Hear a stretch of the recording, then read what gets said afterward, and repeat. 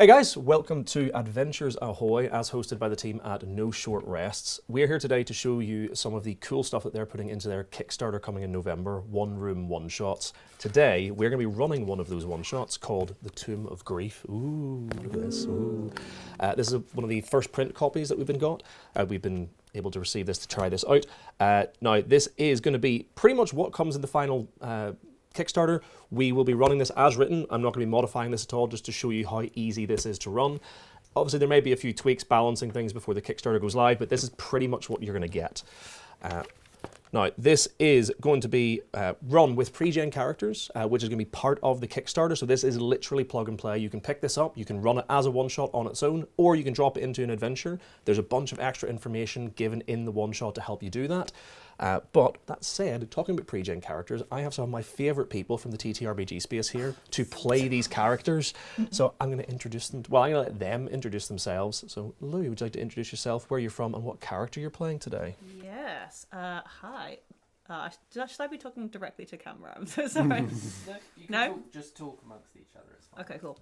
Hello, I'm Lou. I use they, them pronouns. And I'm from the show of Dice and Them, but kind of all over the internet. And today I am playing Torjor Meanfist, a dwarf barbarian whose pronouns are he, him. I'm very excited. And he's a pirate, so, expect that. Yeah. Just brace yourselves. Ralph. Hello, I am Ralph, he, him. I am also from Of Dice and Them. And yeah, I know. And I will be playing Fyra Stormborn, the Goliath cleric, who uses she, her pronouns. Lovely. Ren. Hi, I'm Ren. I go by Masked Ren on the internet. I'm 1/3 of Story Reef Productions, and I do some cosplay as well. And I'll be playing Mael Dratharan Paracus, a Dragonborn, Silver, who is a bard. Lovely. And finally, Beth. Hello, I'm Beth Crane of the podcast We Fix Space Junk, and I use she, her pronouns, and I will be playing Drayosh Moonblessed, an orc druid. Excellent. I should introduce myself. I am Jordan of the Modified Role podcast, and we're going to be running through this adventure now, I think. Ooh. Roll credits. Done.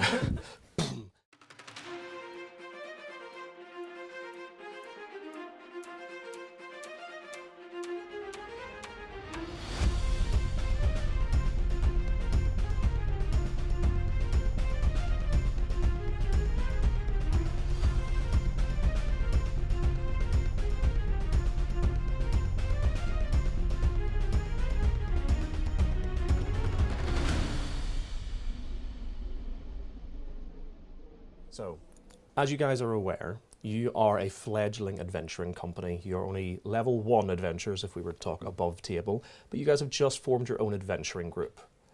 And the reason you've done this is because there is a curse upon the land. Things have not been going well. Crops are dying, people are getting sick, and you have done your research and you think you have found the source of the curse. It is a tomb. A tomb? A tomb. It is a tomb. To one of the tomb of one of the kings who's died not long ago, long enough that it has spread, but it is very recent in living memory. And you're heading to this tomb, or you've just arrived at this tomb in the hopes of breaking this curse on the land. Now, the information you've managed to gather so far is that the tomb is to a king who's referred to as the Red King, due to the slaughter that he is purportedly caused in his later life before his death. Nice guy, then. I mean, not according to anyone you've asked. And you've asked plenty of people. Nice. But that said, you arrive and you find yourselves travelling down the steps into the tomb. Uneven stone steps wind deep underground. The narrow path is littered with candles and small tokens of warding, left by villagers in an effort to prevent dark spirits from leaving the Red King's tomb. Cold air embraces you as you finally reach the bottom of the stairway and enter a large stone chamber. You'd expected some grand place worthy of royalty, but the tomb has been left utterly ruined. 5 ruined statues greet you, positioned like guards around the entryway. Those still standing are covered in grime and hastily scrawled curses. On one side, to your left, you see a king opposite a statue of a queen, both facing a grand depiction of a seated monarch in the middle of the hall. To either side of them are the remains of two others, so on your right, with the rubble covering the ground. Yeah. Among the debris are dozens of tools and weapons rusted beyond repair. Past the statues and out of step with the rest of the tomb's decor, a great iron-gated fence that looks to have been taken straight from a prison cell has been fitted into the stone walls, blocking entry to the king's grand sarcophagus. Even from the bottom of the stairway, someone with no talent in the mystic arts could sense the dark power emanating from the other side of the iron gate. As the last of you exit the stairway, a foreboding silence fills the tomb as you ponder your next move. So, you step in at the bottom of the stairs, and you see 5 statues, 2 on your left, 2 on your right, all facing inward to a large one in the middle. What would you guys like to do? Do we recognise who the statues are? Give me a history check. Check. For me is a...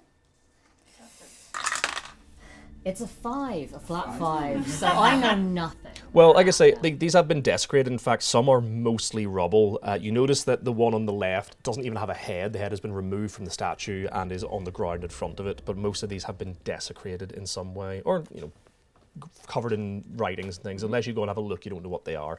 But from a quick glance around, you're like, you can at least tell, like, male, male, female, male, but that's about all. And the large one in the middle, also a male, but that's about all you can see as you first walk in. Jordan, did you say that we can tell that something horrible is emanating from this cockpit? There is definitely like a feeling of unease, something dark and cold emanating from that iron, like past that iron gate. Lovely. Okay, in that case, Torjor is going to run immediately and try and smack into that gate. Perfect. So no thoughts. Perfect. Just vibes. You rush towards the gate. And yep, you can move yourself into the room. You run past, kicking up little pieces of paper and knocking aside rusted weaponry on the floor as you smash into this gate, and you all hear a rattle. Are you just trying to run straight through the gate? On my character sheet, it says Torjor is yet to find a problem he can't headbutt. You're going to try and headbutt the gate. I'm not sure headbutting is. No. That's what it says. That's what it says. Cool. Give me a strength check. We're going to see what happens. Cool. I'm sure it's going to go wonderfully. I would say if you're proficient, we can say athletics. That sounds like something I would be. Yes. Yeah. That sounds like... It does not go well. Brilliant. But it is a 9 overall. Do you say anything before taking off towards the gate? Or does everyone else just watch you sprint into the room? The evil is beyond that foul gate. Off you come, gate! And then he's going to come in and probably hit quite hard, held backwards, and like, curse you, gate! Well, now that once you've come off, bounce back from the screaming curse you get as your vision is swimming. Little birdies.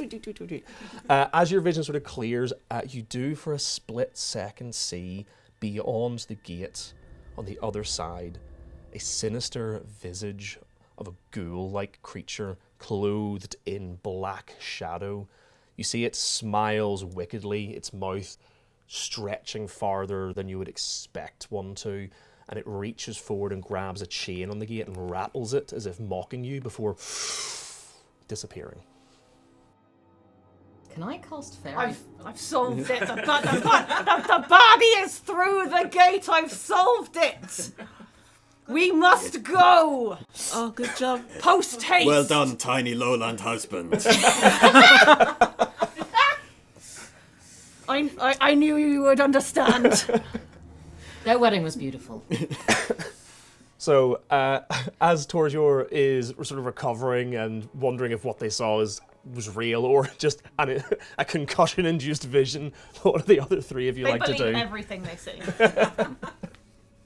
No For a split second, I thought you were about to say they believe everything is a concussion-induced vision. Nah, That's entirely unrelated. Concussion happens, thoughts, visions happen. Yeah. Do you tell us what you see? I believe they screamed something about the villain being on the other side. Okay. Yeah, that's what he said. Yeah. We should probably look through the gate at a slower speed. I think Drosh sort of walks up in a sort of 4 miles an hour or so, rather than head first, and peers through the gate. Cool. You likewise, as you move, you realise that the floor is littered with these little pieces of paper that are kicked up and sort of moved aside in your passage, as well as multiple rusted weaponry just sort of littering the floor. But you get forward, and yet you can see that this appears almost like I say, it's almost like it's been taken out of a prison. Give me a... You've already rolled a history check. What was your score, though? 5. 5 is, funnily enough, is exactly the check.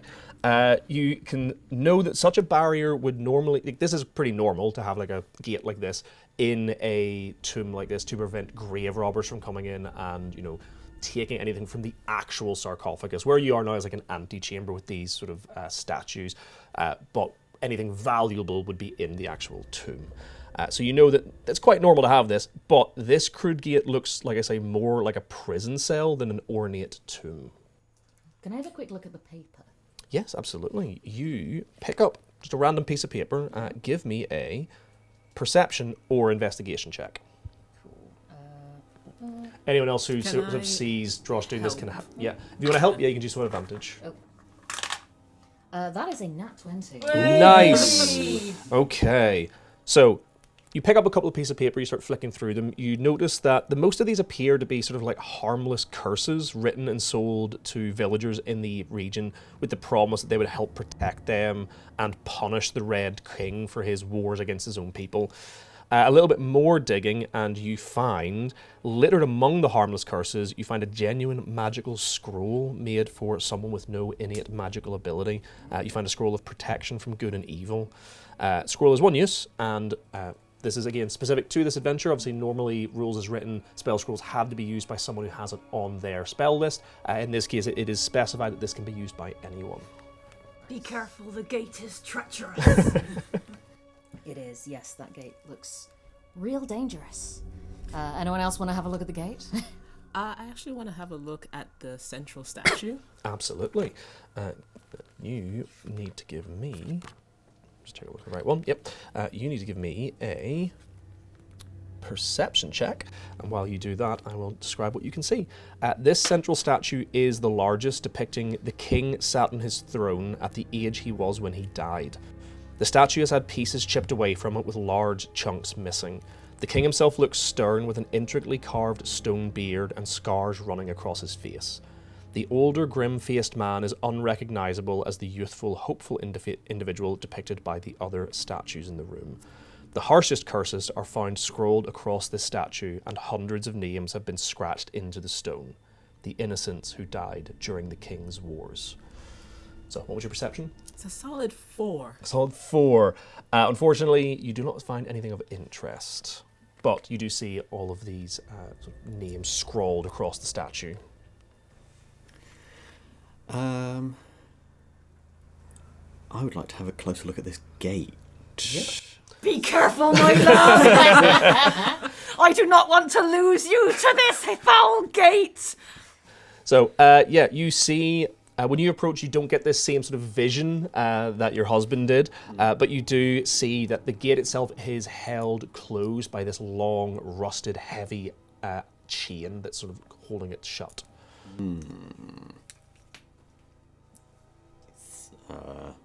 Yes, this seems even too strong for tiny lowland husband to hit. It must be powerful. Construction. Have any of you tried to see if there's a lock on it? There does appear to be a lock on the chain. What would you have me do? Don't you? I would love if you could take your headbutting prowess and direct it towards the lock and not the door itself. We could hold each end of the chain to hold it tight. Yes. So that he can have a run up. This is the normal way that I unlock things. So it makes a world of sense. Your front door looks so bad. The front was given up on the front door, I think, like long ago. It is thick air in the lowlands. It scrambles people's brains.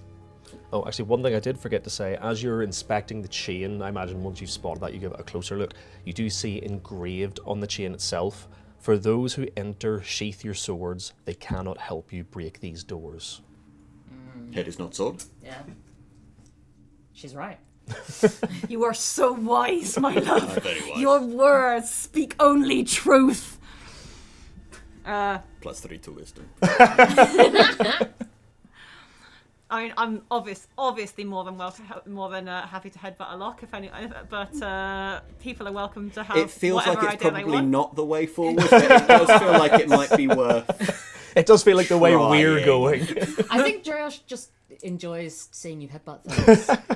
So can she hold the lock, hold each end of Absolutely, the yeah. chain taut as an assist? Yeah, I will say that this is given the help action if you would like to try and headbutt the lock. I don't. We've obviously got a -2 intelligence going on over here, but I'm not sure. Like, I I can't think why. but I'm not sure that a headbutt.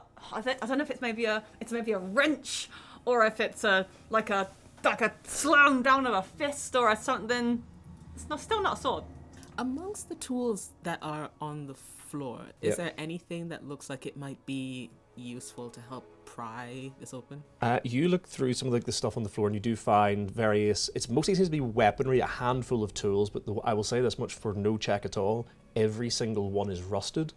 And while many have like dents and dings taken out of them where they've clearly been used to like hit something hard, they are all rusted completely. So rusted beyond use, kind Rusted. of crumbly. I mean, you could, I would say the older ones are rusted beyond use. I would say if you spent a few minutes, like sort of checking through, you'll find some of the, like there might be more recent ones, which are just covered in like a patina of rust. They're maybe usable, but they would have to be cleaned. Metal tarnishes these hands. Know only strength. Okay, I think we're gonna if Dras can hold one side, Yep. and if Meldrathan can hold the other half, I think we're gonna just kind of says there, and I think I will try wrenching or slamming down, like trying to pry.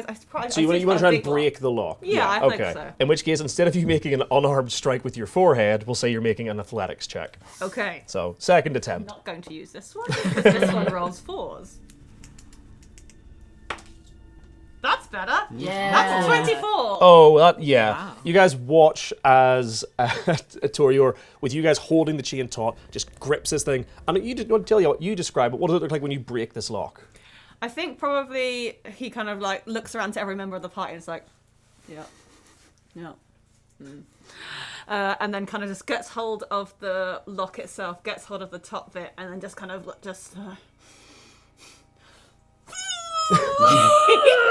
and then does this, and then like. There is a shattering and a breaking of metal as the lock itself is torn asunder and the chain crashes to the ground. No lock can resist me! We do a polite round of applause. Golf clap. Looks immediately to Pyra for approval. Farah gently rests a hand briefly on one shoulder. This PDA is too much. My elder Thorn is just making a note. No barrier or locked door can resist the might of Dorjor. That's the one! Right there. Perfect. So you've got the door unlocked. Is there anything else you want to look at in this antechamber before you move on? Can I see if there's anything standing out in the curses, or like all of the stuff written down? I know Common, Orcish, and Druidic, to see if there's anything that isn't just curses or names.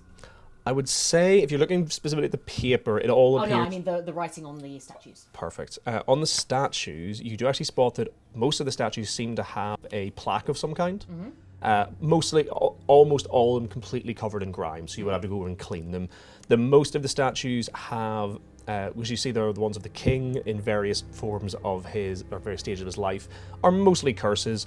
You do see the one of the queen specifically has things that are not specifically curses against the queen herself, but you do find that they have got drawings and messages such as "didn't stop him" and "from a red king to an absent queen." Do we know if that's his mother, wife, or daughter? I would say you don't. You rolled very badly on your history I check, did roll so very anyone badly. else can roll a history check. I was scouring local archives, so maybe I can try. So I'll say, if you can say you've done that, we'll do it at advantage. Yeah. You do your Are the, bard's are background the checks. king and queen human? Or- Yes. Okay. Okay, what was it? History. 15. 15, yep. So this was the king's wife.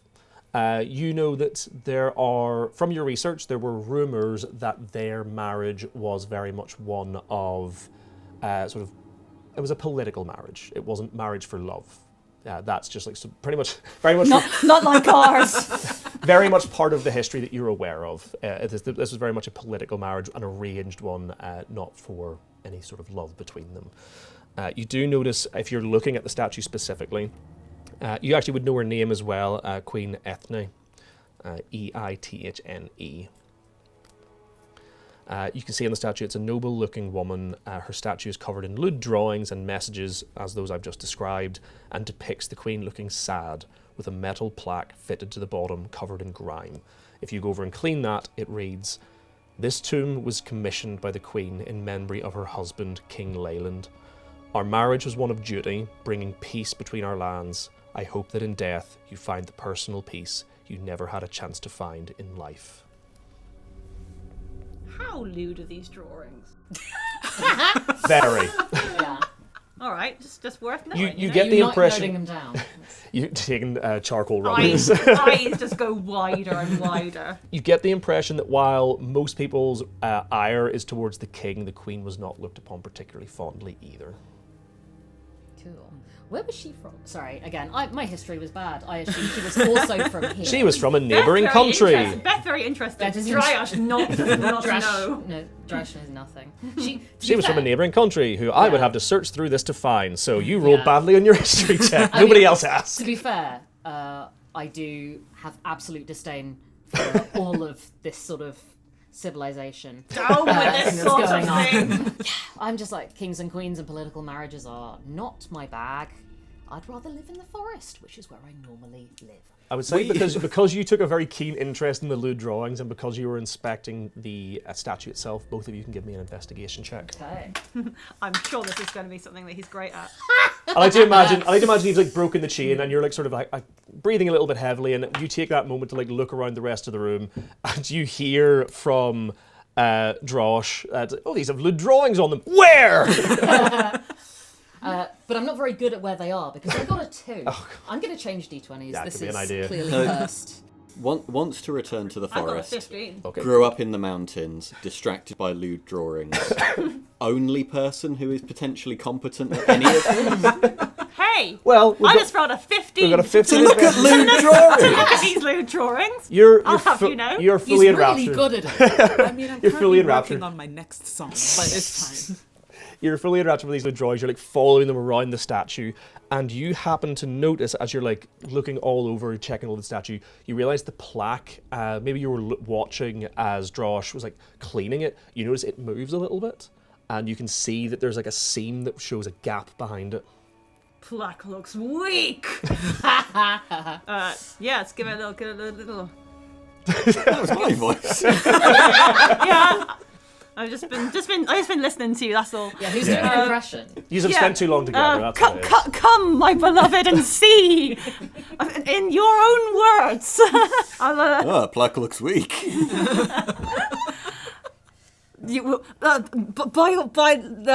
I will defer to your wisdom if you would like to check this her plaque. With a growing apprehension that we're about to solve the puzzle we've already solved, I would like to wiggle the plaque and remove the key. Oh no. Give me a strength check. Oh no.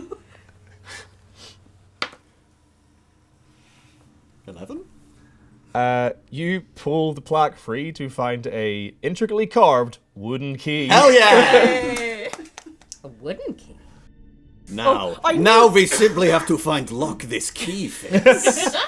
I knew you would find it and solve it, my love. You are so wise. I will say, just because you were looking for the different curses and the things that were written on the statues, as you're inspecting the statues, you realise that the statue that, as I described earlier, but now you can sort of see, it seems to depict a younger version of the king. Mm-hmm. It appears to have a dagger sort of embedded in the statue itself.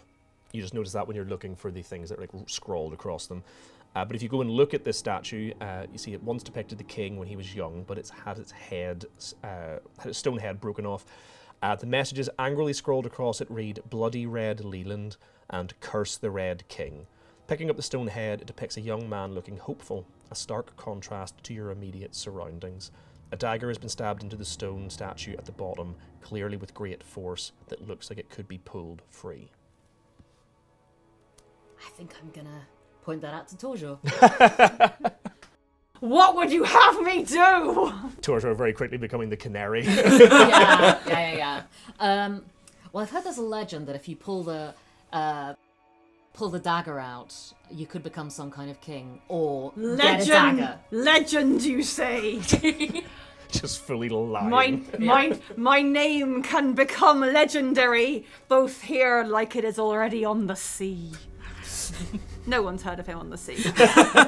This is a landlocked country. Yeah. Don't dwarves sink? Everyone sinks. That's why he has to be on a boat. Dwarves are like negatively buoyant, aren't they? Like hippos. Oh, I mean, You know what? Goliath Let's say they also are. should probably... You should bond over there. I've not been near sea. Yeah. I live on mountain. How did we meet? Not important. It turns out you're just a really bad pirate and you've never been to the sea. The ship is actually embedded into the side of the mountain. Somehow. Right, okay, we're pulling a sword from a stone. Like, There's no check for this, you just want to pull it out. Yep. Cool. It just happens. Yep. You draw the dagger free, and as you do so, you're overwhelmed by voices of the past. You hear the cries of a man pleading, "No, cousin! Please spare me and my family!" Followed by a cold, harsh voice that sends a shiver down your spine. "No, Lord Blacklow, I condemn you and everything you love to death." You watch as the statue breaks in half and falls to the ground, and you see inside sits a single purple-leafed or purple-petaled flower. That was a load-bearing dagger. Can I look at what the... Sorry, I'm just peering over your shoulder because I'm like, well, this hasn't killed you. Can I have a look and see what the He's looking at the dagger purple like... petal flower is? Give me a survival check. Cool. Can I do a nature check? Sure. Yeah. 9. You've not seen this flower before. I'm going to lend you this one. Thank you. This is my third... Actually, I did roll a 20 earlier. Yeah. This actually makes sense, I will say, with your background and with you, being a druid as well. You do not recognise this flower. Okay. Cool. Any songs about purple flowers? I can look through my book. Bring it. Okay. Can I pluck it? Absolutely. Is it going to kill me or scream? No. Or scream. Find out! The options: death or screaming. Yeah, that's You too pluck the flower from the statue and nothing happens. Okay, cool. I bring it across. All right.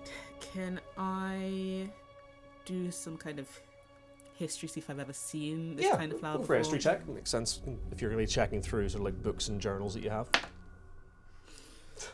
It's a strong 4. Guys, I can only help so much. You a different one as well? Thank you so much. Fire is nervously eyeing the gaping black doorway which a ghoul was sighted through. Yeah. Faffing about. That we've all turned In our everyone's back. defence, it's only unlocked, it's not gaping yet. Oh, okay. Fine. Let's make that gate gay. I'm yeah. regretting the choice Yeah, of that's words. that's not the phrasing we want to be using, is it? Everyone else made it weird. I was fine. Yeah. So I will say, just because you guys have been like looking at the statues, there are 2 more statues in here that have not been sort of investigated yet. Broken. Yeah. Have a look at one of them. Yeah. So far you've looked at what statue you just looked at was the one that was on your left immediately as you came through. The Queen is the one sort of directly opposite next to the gate. So on the other side, The one directly to your right as you enter, only the legs and torso of this statue remain standing, everything else having been destroyed by looters. What is left shows it likely depicted the king in his prime, wearing armour that has been smeared with dried blood. The stone sword that the statue would have held is also intact and lying on the floor. What was the wording of the thing about weapons that was on the lock? Sheathe your sword to... For those who enter, sheath your swords. They cannot help you break these doors. I wasn't sure. Oh, it's breaking the doors anyway. I wasn't sure if there was going to be something to do with steel. I mean, I will say at this point, since you've already solved the puzzle, solved the puzzle, Big broke solve. the lock. Yeah. Give me an insight check. Routine brute force. Yeah, give us an insight Yeah. check. Nat 20. Nat 20. I'm Oh, taking that one. well, Thank you. You get the distinct impression based on all the rusted weaponry, and see, some of these weapons, you can tell by the layer of dust. Some have been here a very, very long time. Some have been relatively recently, but they all are completely rusted. You get the impression that the chain may have been enchanted, and if you had hit it with a metal weapon, it would have been completely rusted. And this is why you bring a dwarf. But I'll just give you that since you've already solved it. But yeah, so you see it appears to be covered in blood, and there is a large stone sword lying on the ground. If neither of those are interesting to you, you can move on to the next statue. With the final statue, nothing remains of this statue but the stone boots. There's a bronze plaque at the base depicting a shield with the insignia of two griffins flying, claws reaching out to each other. The text in the plaque is heavily marred in grime, yet on closer inspection, whatever is written warps and changes to form the message, "Low blood does not deserve such honoured memory." Literally, as you just look at this plaque, be wiping the grime away, you literally watch as the text warps in front of your eyes. Do these boots look similar to the ones that are on the different king statues? Or does it look like it could be someone else? Good question, and I'm going to give you this one for free. They do not look to be the same boots, but I will say, of the boots you can see, the younger king appears to be wearing different to the other statues entirely. I would say the king in his prime and the large statue in the middle are wearing similar styled boots. These ones almost appear to be armor, so not leather boots, but appear to be armored greaves, sort of the base. Curious. Just wondering if it could have been someone else in here. Like there's the queen in here. Torjor has sat down on the floor, by the way, and is kind of just kind of raking the sword that was kind of on the ground. It's just kind of having a look at it and just kind of waiting for everyone to be done with their reading and their looking at things, because there's nothing else to kind of hit in here. The stone sword. The one that was on the floor. Yeah. That was intact. Yes. Yeah, So you realise that it is intact, and while it is made of stone, it's actually properly weighted. You get the impression you could use this, but what is your strength score? 16. 16. You can pick this up and you realise you could wield this as a weapon, though you get the impression that while it's quite heavy and could do a significant amount of damage, you don't think it's going to be cutting anything. You think this is very much a hitty stick. I mean, blunt that feels fair. Yeah. Torjor is a blunt weapon. So if you want to take this counts as a great sword +1. It does not deal magic damage, but it does deal bludgeoning damage instead of slashing. Alright. Yeah, why not? I'm just gonna sit and just kind of bring it for the thing, and just wait for everyone to finish their intelligent thinking about history and riddles and whatever else that isn't lewd drawings and swords. Yeah, I'm going to propose that our party is called Team Brute Force. Yeah. Speaking of Team Brute Force again, not to give anything away, but I will remind you that so far you've managed to find one plaque that was hiding sometimes. Yeah. So just throwing that out there. Cool. I have something I want to do when we're done with the plaques, but... Yeah, I'll go around and give all the plaques a little wiggle. You find that the one on the last statue you just looked at is... The low blood one. The low blood one, yeah. It appears Was again... it going low? From my point of view, all is low blood. You get the impression again, as you're looking at it, there does appear to be a seam around it, which implies that there is a gap behind it. But again, it would need to be broken off. Fantasy crowbar. Fantasy crowbar. I mean, what is a trident if not a fantasy crowbar? You get a lot of leverage with that. Yeah. Also, if you use the base, you've got a little curved bit. I think you could just Yeah. If you want to use your trident as a crowbar, I will allow you to roll a strength check at advantage. Perfect. Or athletics again if you're proficient. Fantasy spork. Fantasy sport. Right, that would be an 18. 18 is enough. You just pop the plaque off, and you find behind it. Well, first of all, as it pops off, you hear echoing throughout the chamber. Ominous. But behind the plaque, you find an amulet depicting the same sigil or insignia that you saw on the front. Two griffins that are reaching out towards each other. And it is just sort of on a chain sat in this little cavity behind the plaque.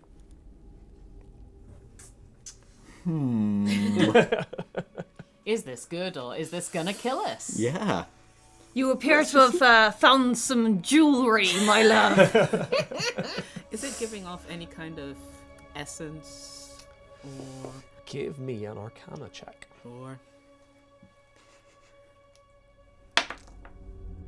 So that one.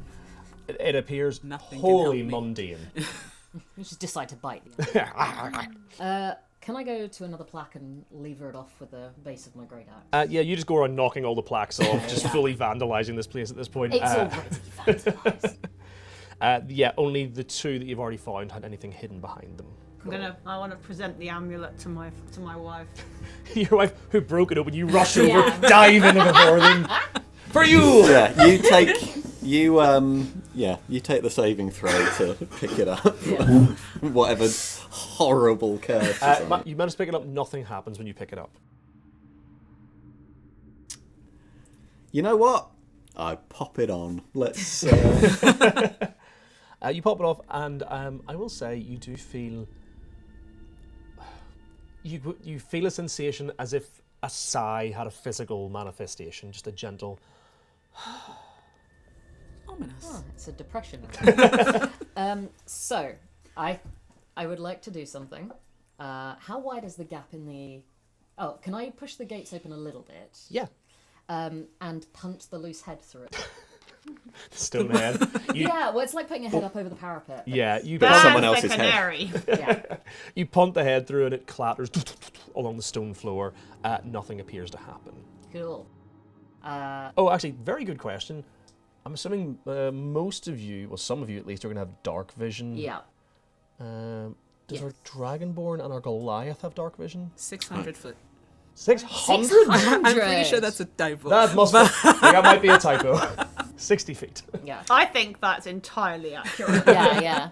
Does our Ren can see through the tomb and out the other side. Does our Goliath have dark vision? No. Where is that noted on? I've also just realised you two have swapped positions after I wrote down your seats. No. I do. No. So, bearing in mind, would you have had a torch then, or would somebody have had some light spell or anything? I do have a rather handy-dandy cantrip, which might come in clutch here. I've got light. I will, I will cast light on. So, we'll assume you've done that when you stepped in, just so you could see what was happening. I would say with the light... Retcon this entire room. There's been a light. But... Probably for the best. It was, again, a question I was meant to ask the start, because I looked at everyone and was like, I think most of you have dark vision, but you've been able to see the whole time. You do see with the torch that there are several sconces or braziers high up on the walls as well in this room that you could have lit if you required. We're doing this room in reverse. This is great. Well, it's like when you're going to do an escape let's room do really all- thoroughly. They're not required. Like, you don't. Obviously, you have your light. Everyone else has dark vision. I'm just letting you know they're there. I think we should start as a mean to go on. Let's do the final boss now, Yeah. and we'll just work our way backwards. Yeah. I gotta be honest. And then we'll go to town and pick up the quest. Fully calling out the key in that one statue. Bear in mind, it was a 50-50 chance. The fact that you called it out, I was like, that's brilliant. Yeah. Cool. Torjor, you know how you love to go through doors? I love to go through doors, He does. especially this foul gate. I will need to show it who is the boss of it. It cannot make me afraid. Just a question, Torjo. The thing that you saw on the other side, could you describe the villain? Oh yes, it had. It was an ashen face and black robes. Looked like the kind that would frighten a lesser man. Right. Not me, of course. Of I have a heart of Now, iron and out stone. of curiosity, bear in mind, I didn't describe any of that. Is that what is that what Torzor believes, or are you just like spinning a tale for these guys? I think he's already forgotten. Okay, perfect. Yeah. I'm just checking. Good. I just want to know what Torzor thinks he saw. He just saw a plastic bag. Perfect. So with the gate swung open, obviously you could see this through the gate, but you can see the large stone sarcophagus in the center of the room, and you can see there are 4 smaller sarcophagi. I think that's right. Spaced sort of, as you can see on the map, around the room. But that's what you can see with your dark vision and you with your light. Although light, I think, is what, 30 feet? 20 feet of bright light and another 20 feet of dim light beyond that. There's You also can just lots about of from the door. You can just about make out the sarcophagus. This is 5 foot grid, right? Yeah. Cool. there's also lots of stone, resting places. Probably full of bones and ghosts and skeletons. Actually, I will say for you guys with dark vision, you can actually see as well. The room is dark, but you can actually make out areas of pitch blackness in certain places where it appears that even the floor itself has fallen away. You have no idea what is beneath it, but it appears you cannot see anything from this distance in those areas. Cool. I'd like to go in and have a look around. Excellent. As you step through the door and approach the intricately carved sarcophagus of the king, you hear a sudden scraping of stone. Okay. In complete unison, the 4 stone coffins around the edge of the room slide open and 4 skeletal knights begin to rise out of them. Stepping out of their coffins quickly, ready for combat, they clash their swords on their shields as one in a direct challenge to those who dare to enter the tomb. At the back of the chamber, a 5th skeletal apparition appears. Unlike the others, though, this being hesitates, glowing wisps of ethereal matter trailing in a breeze you cannot feel as it looks around confused. The other skeletons, however, step towards you as you brace yourselves for combat. We're going to roll initiative. Quick question about protection of good and protection from good and evil. Just me, everyone. It's... I think it's a single. Whoever's got the player's handbook will have to check what the spell says. Yeah, on it. Well, I believe it's a single target. Creature. I also think it's a single target, but I'll look at it. Cool. Who's got the lowest HP? Possibly the bard. I think We've both we're got the 9. same. It isn't me. Cool. Protection from evil and good. Until the spell ends, one willing creature you touch is prevented against creatures. Their aberrations, celestials, elementals, fae, fiends, or undead. Creatures that have this type have disadvantage on attack rolls against the target. Target also can't be possessed by or gain the charmed or frightened conditions. If the target's already possessed, charmed, or frightened, they have advantage on any new saving throw against the relevant effect. Cool. Are we doing... We're rolling initiative. Yes, roll initiative. So what you guys see are 4 skeletal knights. You can see, I'm just going to hold this up for you guys to see. 4 skeletal knights with sword and shield, and you can see various sigils emblazoned upon those shields. Oh yeah. So don't shout out. Cool. All right. Anyone get above a 20? That was being very optimistic. Anyone above a 15? Yes. Torzor and Drosh. Drosh, yes. Yep. What were your scores? 18. Same. Who's got higher decks? 2. 1, so you go There we go. So That makes sense. Torzor, Dice tell the story. Josh. Anyone above 10?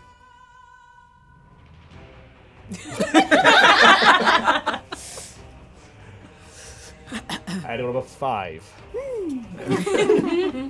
And that would be Fyra. What was Fyra's? 8.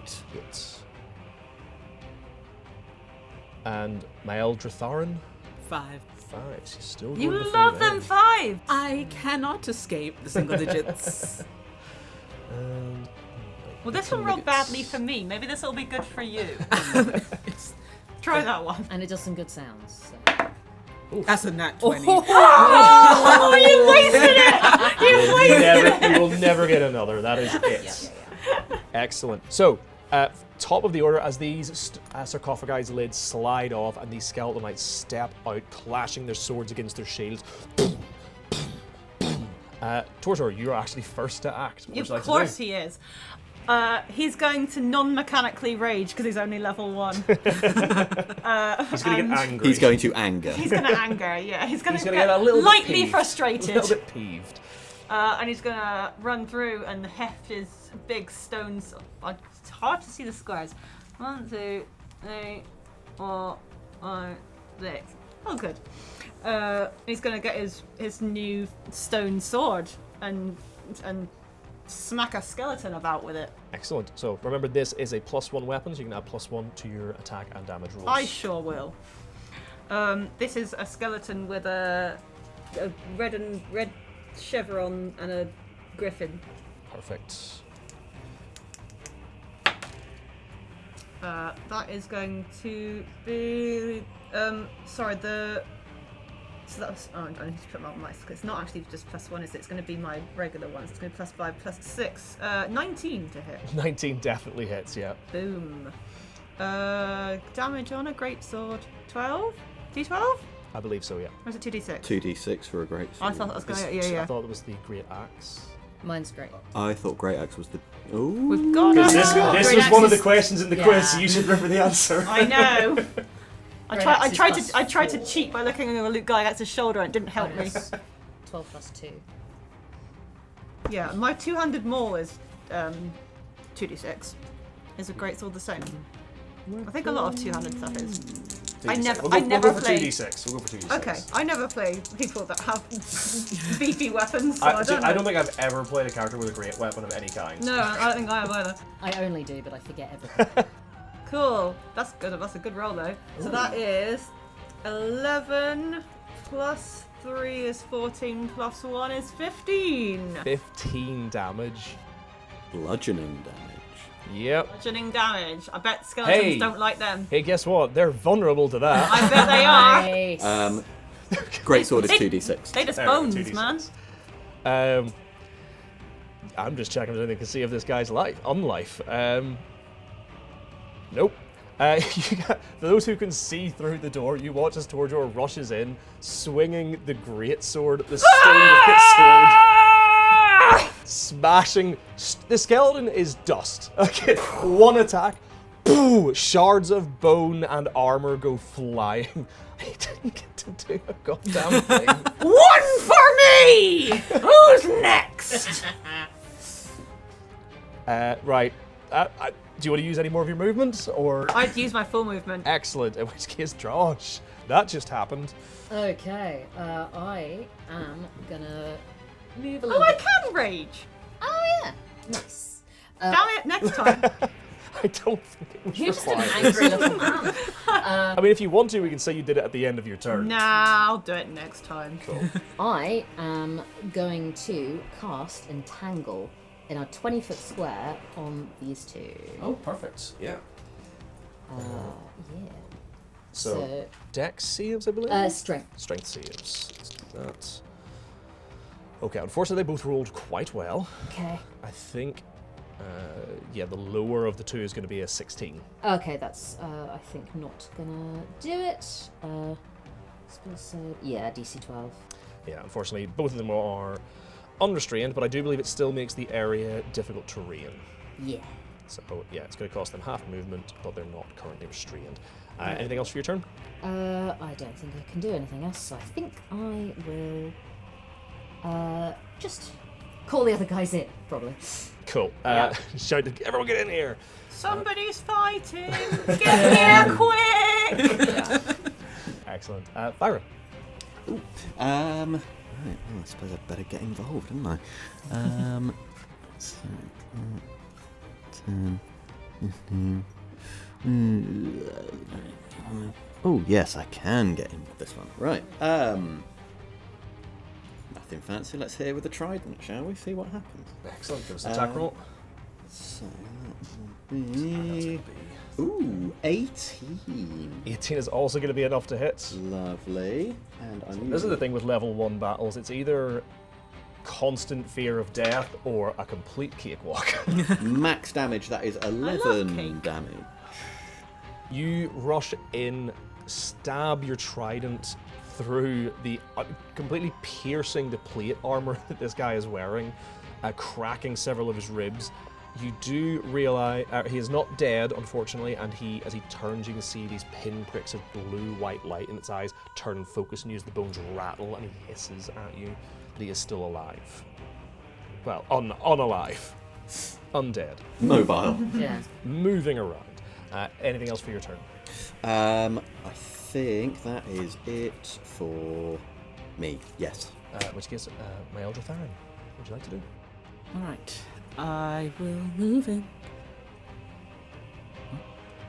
We can say that you all started within like 5 feet of the door if you want to give yourself a bit more room. That's fine. I'm just gonna come to about. Bards don't need to be next to things. True, very good point. They've got projection. Yeah. Classically Years of training trained. for Classically. Stop saying something more than I will actually cast Bless that. Ooh. on the three of you. Ooh. So I'm gonna concentrate for a minute. Attack rolls or saving throws before the spell ends, you add 1d4. Excellent. So you all have to remember that. That everything for your turn? I'm going to actually use one of my bardic inspirations. I'm going to shout towards Drosh in front of me. No skeleton can withstand the test of Drosh, Moonblessed. Excellent. I just realised he's dead. Let's get rid of him. Just so I don't Get When, it, just go. when Torjor feels the blessed, kind of feels a little like, the sort of tingle of magic, and he's just like, even the gods are behind me. They And grant me their favor. And Drosh is just like, yeah. What's the best? I think it's a d6. Cool. I love it when it sounded. Yeah. Nice. Oh, actually, just spot. I thought this was only when it attacks. Can I get a wisdom saving throw, please, from Fyra? Ooh. Add a d4. Add a d4. Thank you.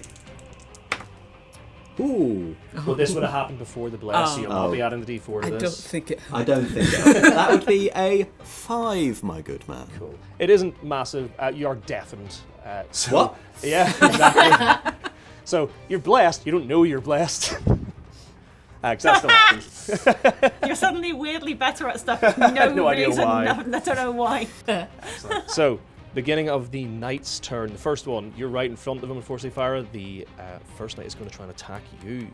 So that's going to be a 12 to hit. No dice. So swinging around with the sword, you see they have with the shield in their arm, they're trying to batter your trident away, which is still stabbed through their armor. And in a desperate attempt, they swing the sword around, but you just with the trident just sort of move them, and they and can't get the sword to connect. Can these guys make it to you? 15, 20, 25. Oh no! Oh no!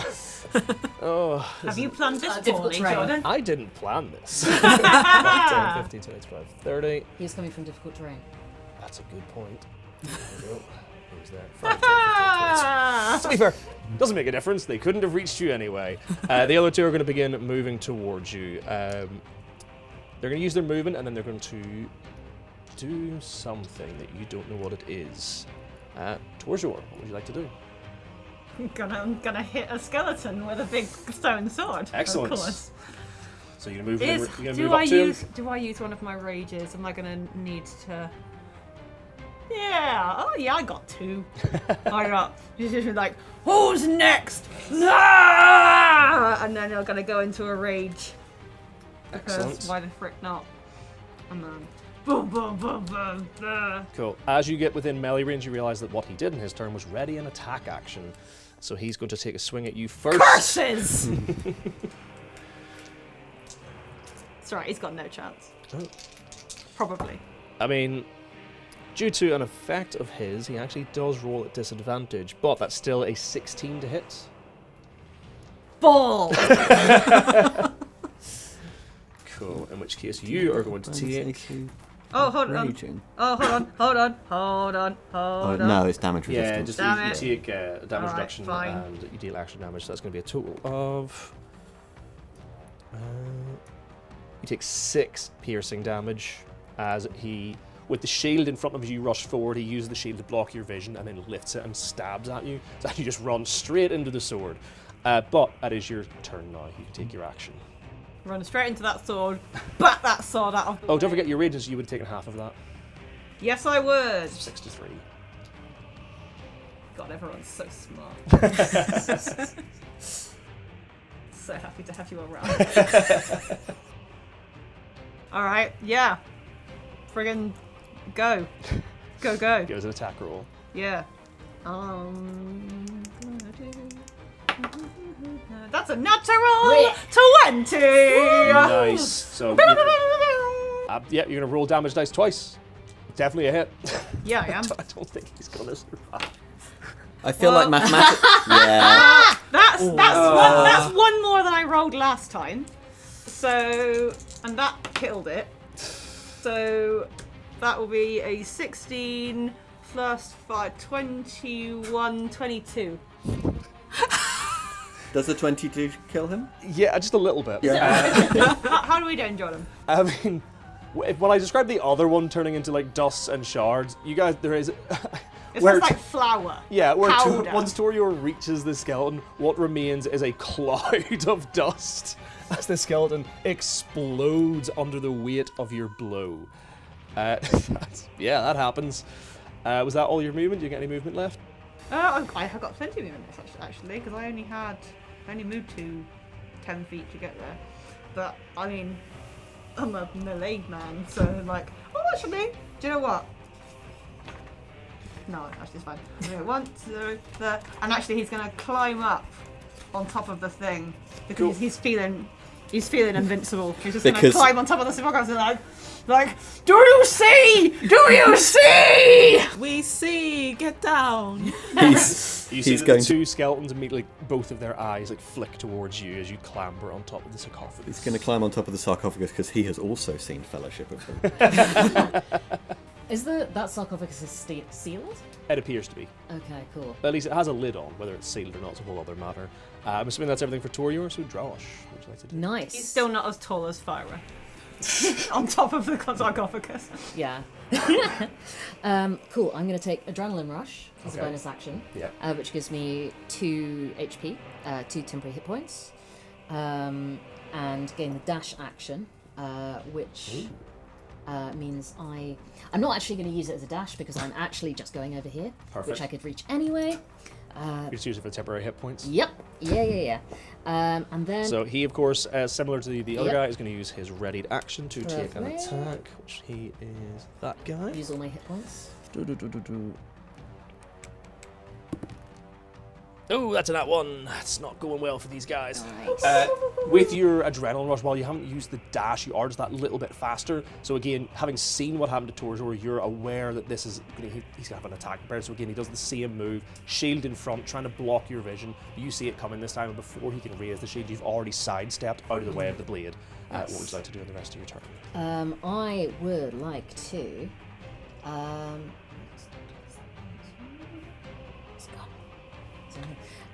Yeah, I would like to swing him with my great axe. Let's have a go. And that is a 10. 10, unfortunately, is not enough to hit. Cool.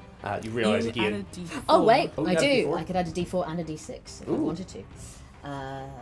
D4. That is a 4, so that is a 14. 14 is enough to hit. Nice. You Lovely. find a gap between these heavy armor plates that are still clinging to the skeleton, and you're able to drive through and hit its body. Yeah. Cool. Okay. And that is a 8 damage. 8 damage. He is still standing, but you, with the great axe swinging through, smash through a whole section of its chest as the bone shards go flying, and there's now just a gaping hole in the side of its body, but it is still up. Is that everything for your turn? Yeah. Cool. Fyra, Okay. you're doing a lot of reading. I'm expecting a lot from you here. Yeah, I know. I've been looking at all of my spells, all of my damage spells, and I think that skeletons have quite good constitution, so I'm probably just going to hit it with a trident again. Give it a go. See if I can press home the advantage. Oh, there's a natty 20. Oh. Yeah, this thing did not have a lot of health left. I don't think it's going to survive. So that is 14 damage. Yep. Another skeleton smashed to pieces, bone and armor. Twist with the flying. trident. Yeah. Stuff comes apart. Oh yeah, you just like it's like turning a key and the whole skeleton just sort of falls to the floor. You're just a master of physics. If I take out its spine, Like one of those toys that you press the button and yeah, the- Yeah. it goes limp. Excellent. Do you want to take any movement? Yes. I'll move up to... Let's go around the other side. I think... That? Excellent. Whereabouts? Then, Mildred Theron, would you like to He do? looks over at you lovingly. For approval. Am I doing well? I passively nod in your direction. This So much dynamic is so interesting. My Eldritch Thorin will, oops, not fall over. No one saw. Everyone's looking at the skeleton. I mean, you're the one telling the story. The spirit at the back of the room, you said it looked confused? Yeah, you realise that with combat starting, and even with the vines that sort of grew up around it, it is just sort of like standing there looking around. It's been watching you guys, but it looks like there's been a full round of combat and it hasn't sort of engaged so far. It doesn't look like it plans to attack you. Okay. Talking is a free action? Yeah. Right. I will use my action to continue moving past just about here. Yep. I know I can't move further than that. Oh, what to say? Start with hello. Hello. My Eldritch Thorin, a little terrified because she's not exactly sure what it is going to say, "Are you trapped here? Do you need help?" You see it turns to look at you and it sort of cocks its head as if trying to remember something, and it says, and you hear in this wispy, light voice, "Trapped, no. But I did come here for something. Oh, if only I could remember." And it does nothing else. I do that all the time. Walk into your room, forget why you went in. Alright. I'm still concentrating, so that'll be my turn. Excellent. Am I still deafened? No, it only lasts for a round. Okay. Just oh, wait my turn. No worries.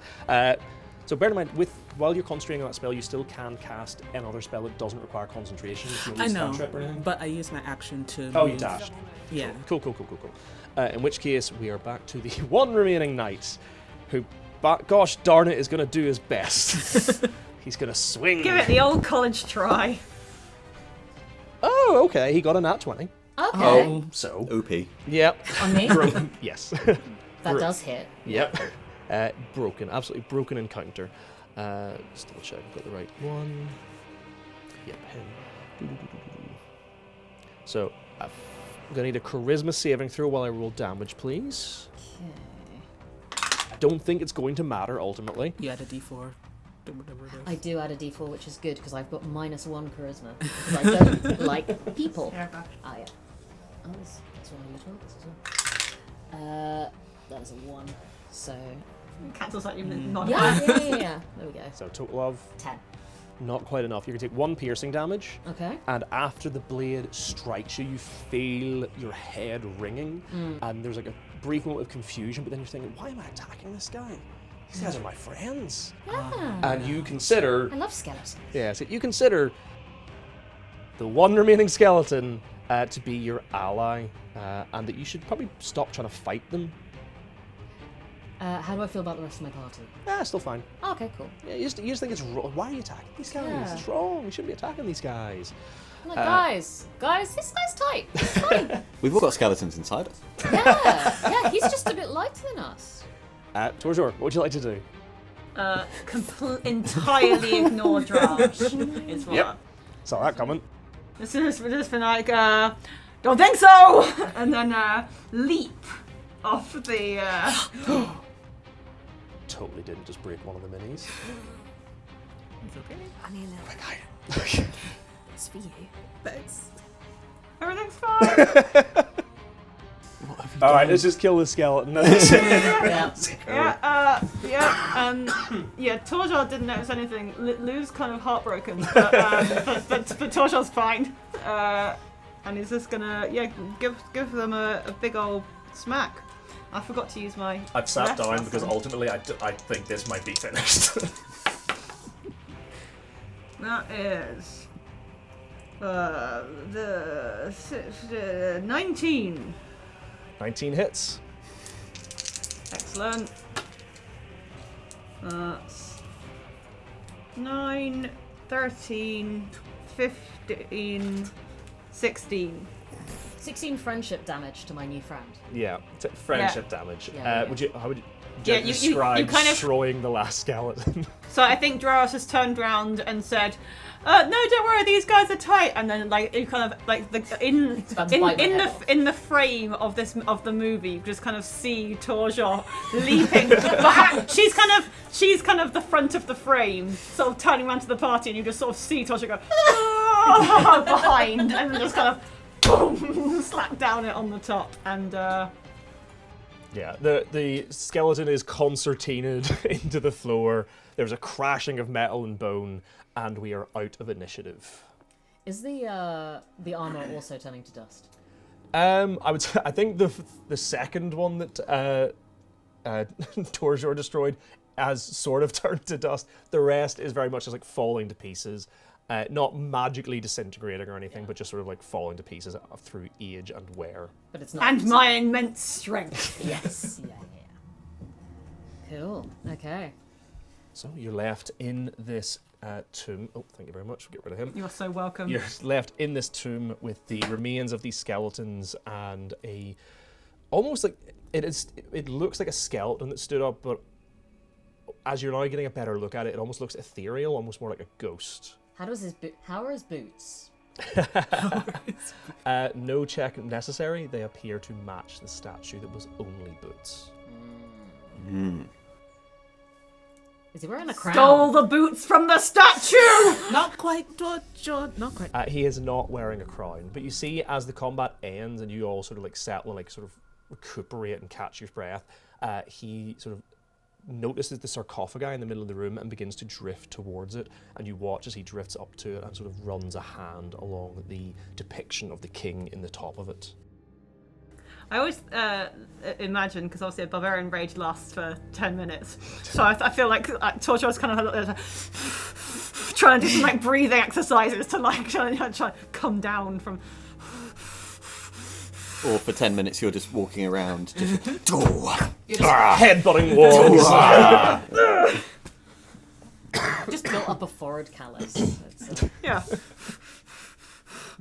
Can I take a closer look at the central sarcophagus? Absolutely. You step up and you find yourself, I would say, he's probably like, just as well, because I've got here, a slightly bigger token so you get a better look at what that NPC looks like. Is that the head that Beth punted through the door? No, it was stone. I'll say this is like the remains of one of the skeletons, I guess. Okay. It's just like picked up one of the stone heads, but yeah, I'll just put him there to so you get a better look at him.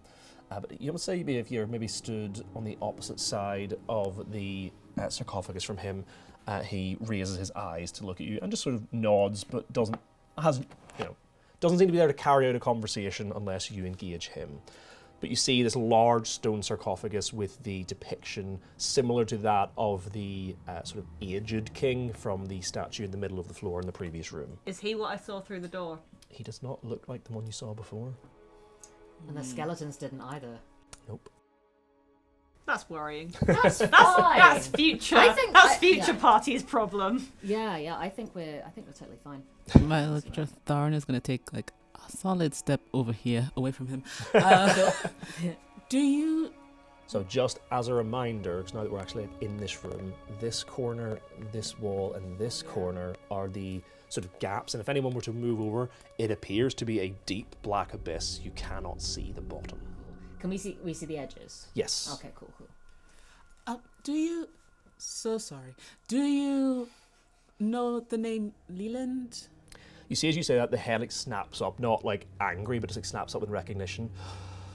Leland, yes. The king, I served him as a knight. He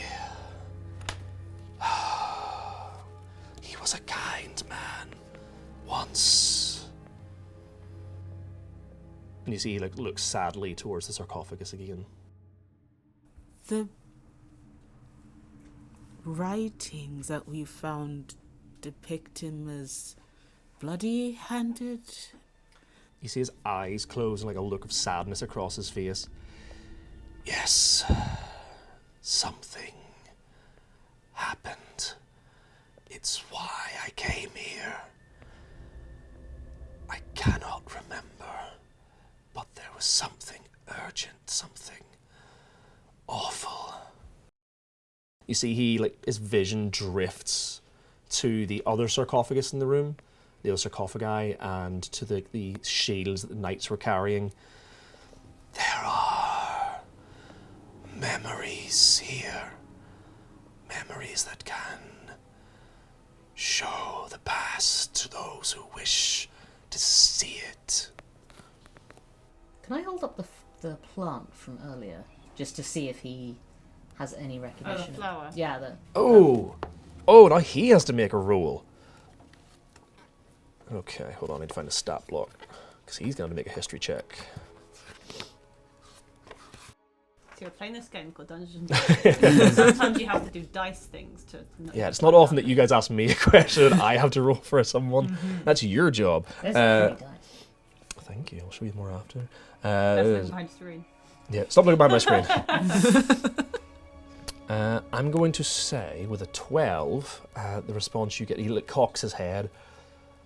Yes, the Queen used to grow those in the royal gardens. I do not know what they are. Okay. He's as bad at history checks as you are. To be fair, if he'd rolled really low, he wasn't going to recognise it at all. Fair.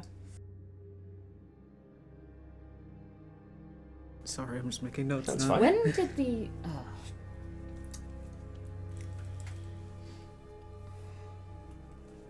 I'm wondering about asking the bard a question, because you've done a little bit more research than I have. The bard, sorry, that is not your name. It's what I am.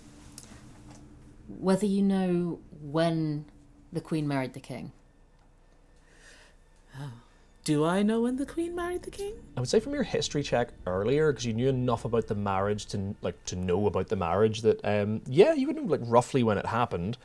It happened period of time ago.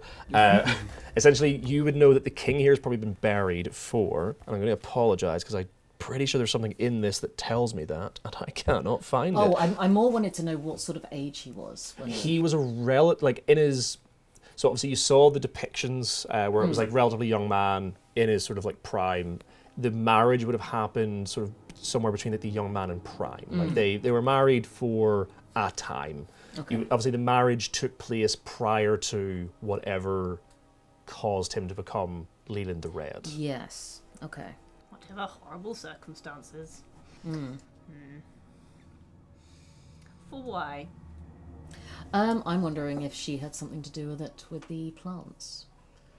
Just because we found a plant, I love a lot of Drash loves historical fiction, which is obviously a secret. Also wants the plant to be a central character in the mystery. This is just it's just obviously plants are the most important thing. So this must be the key to everything. What's that if you eat the plant, maybe it makes you evil? I assume people would have noticed. Yeah, probably. I mean, you might not be wrong. There is something that happened. When I was researching, it said that he did building work himself with his hands. Okay. Which is not something I think that treacherous evil king would bother doing. But When, he you, did that. when you say that about him doing building work, you actually see that the spectral figure smiles for the first time, and he nods and says, "Yes, Leland was not interested in ruling. We spent much time among the common people, helping farm and building homes. He hated the idea that he was chosen by the gods to rule." And he traces a finger along the face depicted in the sarcophagus. I am going to do something real stupid. Yay! Can you tell Someone us else, first? Someone else. Okay, so I'm going to take the flour. Mm-hmm. I'm going to crush it between my fingers. Mm-hmm. I'm going to smell it. Mm-hmm. And I'm going to taste it. Can I have a Constitution saving throw, please? Oh, Yeah. no. Yay! You still have the bardic. Hey, this is where I'm going to have to come up with something on the fly. 13, 14. That is a 14. He's still Plus, I'm blessed. still blessed. You are. Has Yes. it been a minute? Say you're still blessed for this. 17. 17. Cool. You take 1 poison damage, Okay, but I don't. and nothing else happens. Lovely. Okay. Nice, I'm back to 12. Cool. Okay. There's my theory. Never mind. Well, it's if you wanted to fail or not. You've that's chosen a to good fail. point. If you're hungry, we could stop for snacks. We could stop for snacks. I'm going to choose to fail. Cool. You take 3 poison damage, and nothing else Oh, happens. It backfired. Again, it's worth knowing. Information is valuable. Information is valuable, and I have... comparatively, I have hit points to spare. Has anyone else got anything they want to do? I mean, there's very little to hit. I feel like I'm Todger is struggling here. Doesn't really know what to do with a situation where he can't hit something. Have you ever nutted a grave? Phrasing. Can I get everyone to give me a perception check, please? I suppose. Are we now still blessed? No. Yeah, I thought that might be the case. 19? 18. 18, 13. I have perception on my character sheet, but no number next to it. Oh. So Okay, it would be anything related to wisdom. It'd be wisdom plus proficiency, so like a +2 Plus to whatever your wisdom is. 3. Okay, so that's a 7. 17. So you three, unfortunately, just my elder Sharon does not hear this. You begin to hear, and you actually see as this spectral figure that cocks its head as well, you begin to hear these like soft, whispered susurrations coming from each of the sarcophagi that these skeletons were in. Not loud enough to make out any words, but you can hear this like these are whispered sounds like echoing from inside them. Todger's immediately going to go over and flip the lid. The lid's off from when these skeletons came out. What? But as you get closer again, you can, no matter how close you get to the edge of the sarcophagus, it's just on the edge of hearing this whispering. Cool. He's looking around the side, front, and underneath, seeing if it's got anything. Any plaques? Any plaques to prize, exactly. Do they? He said there were memories. Which one did you go to? That one. That one. So you do see, while there's no plaque, there is an engraving, and you see written, engraved on that is. So I'm just trying to find. There we go. 3. You see Sir Reynold the Denier with this heraldry, which matched that of the shield. Oh, sorry, hold on. Which one are we at? No. That one, sorry, tell a lie. That's not the right one. That is going to be 2B. You see Sir Tyon the Wrathful. Heraldry is 2 red stars above a flaming black lion. Flaming lion. So what was that, sorry? 2 red stars over a flaming black sorry, lion. name. So Tyon. Tyon. Tyon. Tyon the Wrathful. Why was Sir Tyon so wrathful? At that, when you say that to the spectre, he just sort of looks at you confused and says, "I'm afraid I only know these men as knight protectors of the king. I did not know them well. Perhaps I did. The memories are like fog. I cannot grasp them. They slip through my fingers." How old does he look? I often feel like that when I wake up in the morning. Well, he looks like he is spectral, and he does appear to be like gaunt. But he does look like, if you're imagining it, he looks like he did at the time of death. He looks like a sort of man in his like prime, maybe a little after. Cool. So he didn't necessarily know him as his downfall. Okay. Is there another doorway out of this way? Nope. This is the only room. This This only is room. one room, one shots. Oh, One room plus that's- falling space. That's very fair. Okay, right. So I guess you said we've been sent all kinds of bad stuff is coming from here. Not gonna lie, I didn't pay much attention to the specifics of the situation, but it all seems to deal and lead to here. Is there any kind of anything that we need to, for example, hit or deal with while we're here? It feels like this is not the end. You, almost in a trance, you watch as this spectral figure, who nobody has asked their name, drifts over to the remains of the skeleton that came from that sarcophagus and picks up the shield and sort of drifts over and hands the shield to you.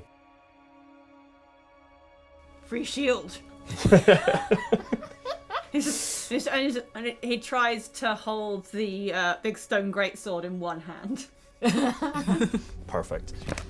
I know your memories are great, but do you remember your name? Yes, I am Sir Erdwulf. Eardwulf. Erdwulf. Can I take out the plaque that came from the that we prized off the statue, Yeah. the boot statue? Yeah.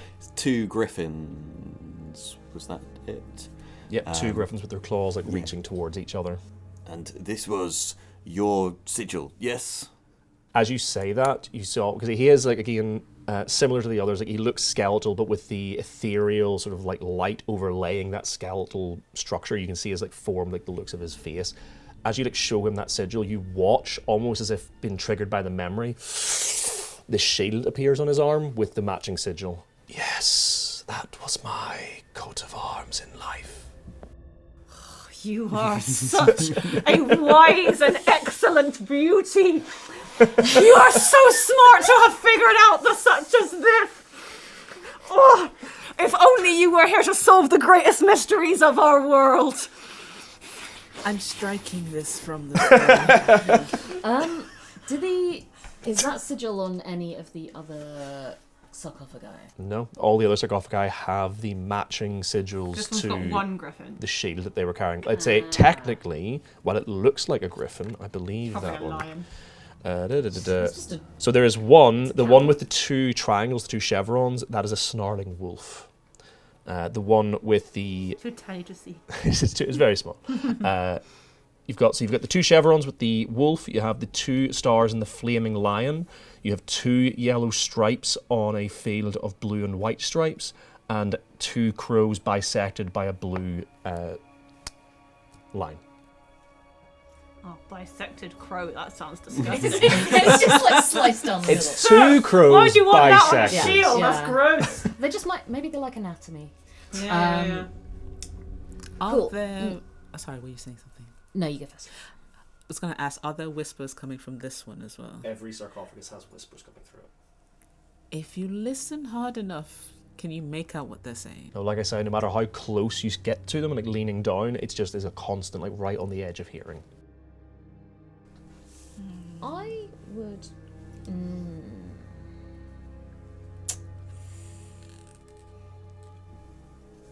I would like to go to the edge and cast Fairy Fire downwards. I believe you have to be able to see a point to affect the spell. You have a point that you can cast the spell on, and you Okay. cannot see anything in the abyss. Cool. I will say, having handed you the shield at this point, and everyone sort of stood looking around, you're looking in the abyss, and everyone's looking around. Sir Erdwulf sort of gestures to the sarcophagus, memories are held here. And he gestures towards the sarcophagus with the matching sigil to the shield he handed you. Does he want me to get in? That sounds right. I am obviously brave enough. I just won't if I don't have to. It doesn't sound. Obviously, I will if you need. I'm not scared. Not scared or anything. Like nothing scares me. Obviously. I think you could probably just put the shield in there. Oh yeah. That does sound very sensible. Actually, you might as well. Yeah, absolutely. Yeah. Just put it in a box. It's fine.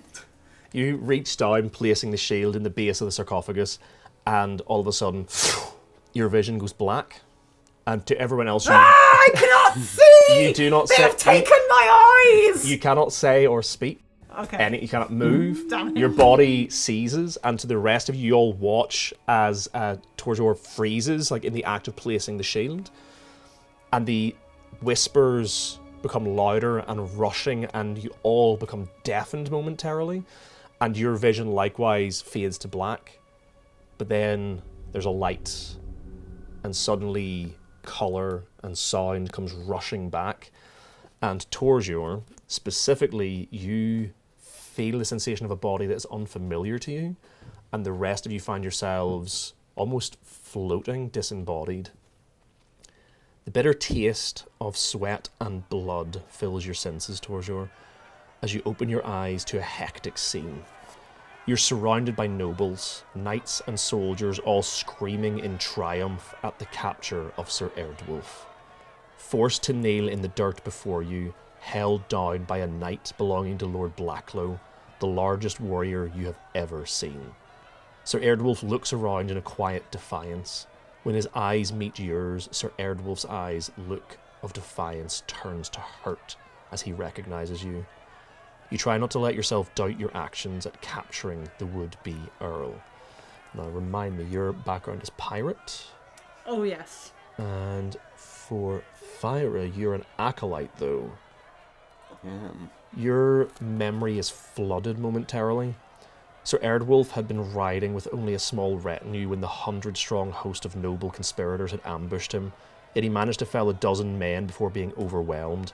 It was impossible to deny that Sir Erdwulf was skilled in battle, despite his low-born heritage.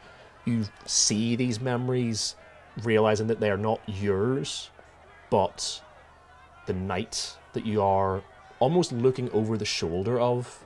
And you realise that you three disembodied are watching this scene from just behind the vision that Torzor can see.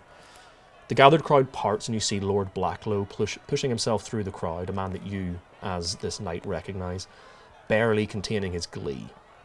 He clasps others on their shoulders, congratulating them on an easy victory over the low-born trash before he reaches Sir Erdwulf. Lord Blacklow, the king's cousin, was the man who should have been made Earl and the one who had organised the kidnapping of Sir Erdwulf.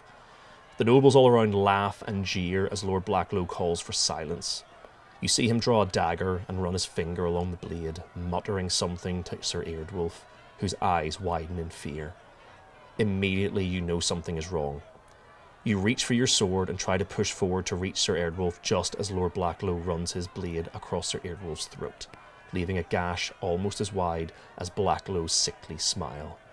The crowd around you roars, caught up in the bloodlust, though you can clearly hear Lord Blacklow's shouting above it all. "I curse you, King Leland! You who ignored noble blood shall be cursed by the meagre blood you chose. Now shall we cut off this low-born's head.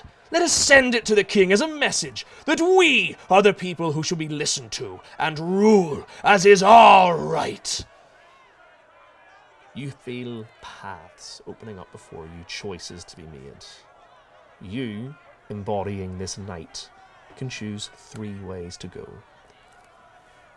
You can attempt to rebuke Lord Blacklow.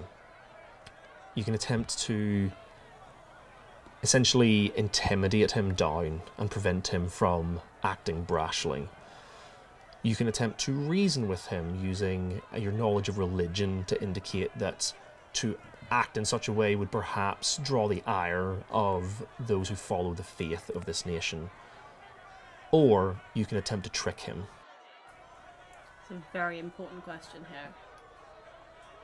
How much is Torjor, and how much is Erdwolf? You will be rolling your skill. Like, this is not Erdwolf, you're the knight. Erdwolf is on the ground in front how of much you. is the knight and how much is Torjor? You're using your skills. Statistically, fine, but how much This is your choice to brain make. power is going You- is in there? How much of Torjor is making the decisions? Is he steering the boat, or is the knight steering the boat?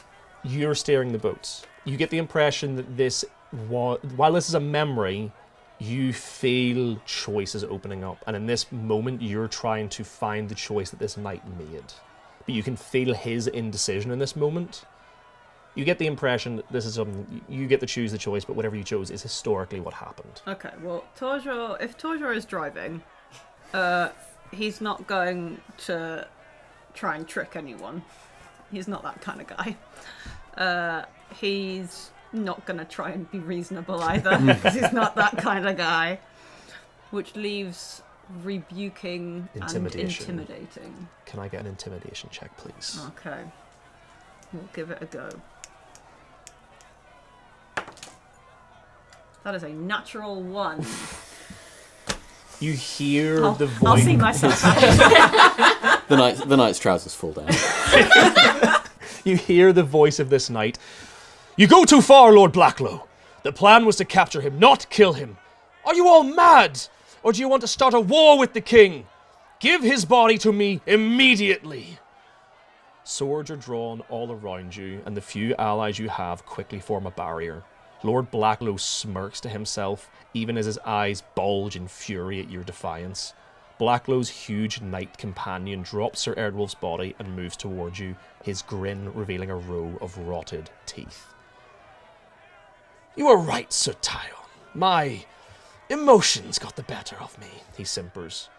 You nod, sheathing your sword, and turn to organise a litter for the body when you feel a heavy, mailed fist connect with the back of your head. You awake to the sound of carrion birds feasting on the bodies left behind from the ambush. The nobles who followed Lord Blacklow are long gone, and you're alone. With your head still throbbing in pain, you stagger up to your feet as wild dogs fight over and tear at the headless corpse. Your head suddenly clearing, you rush forward, waving your sword weakly. But it is enough to spook the beasts, and they flee as you sink down next to the desecrated corpse of Sir Erdwolf. You find the memory begins to fade. In that moment, you all find yourselves back in your body, your limbs unstiff, and you feel yourself able to release the shield. And as you do, you hear from Sir Erdwolf, "Yes, Sir Tyon. He was there when they ambushed me, though he tried to show some compassion at the end. But it was far too late." And he looks sadly at the remains of the knight that you smashed to pieces.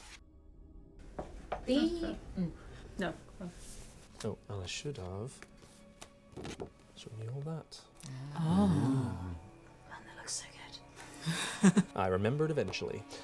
So, the cousin who slit his throat, Yes.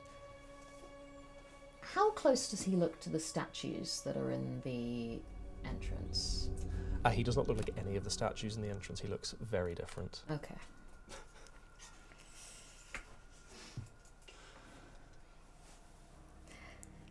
Okay. I think with that memory sort of now fading, you realising that there is something here to be learned from these previous nights. You have that moment to think on the memory you've just seen. We're going to take a quick break. Careful! This is Tomb of Grief, one of 3 pick-up-and-play adventures and part of the One Room One Shots collection. Epic, story-driven, single-session adventures for D&D. Each book is filled with stunning artwork, a detailed adventure breakdown complete with tips for adapting the adventure to fit your needs. There are also plenty of unique allies and enemies, including mythic new foes and legendary boss encounters with individual and adaptive stat blocks.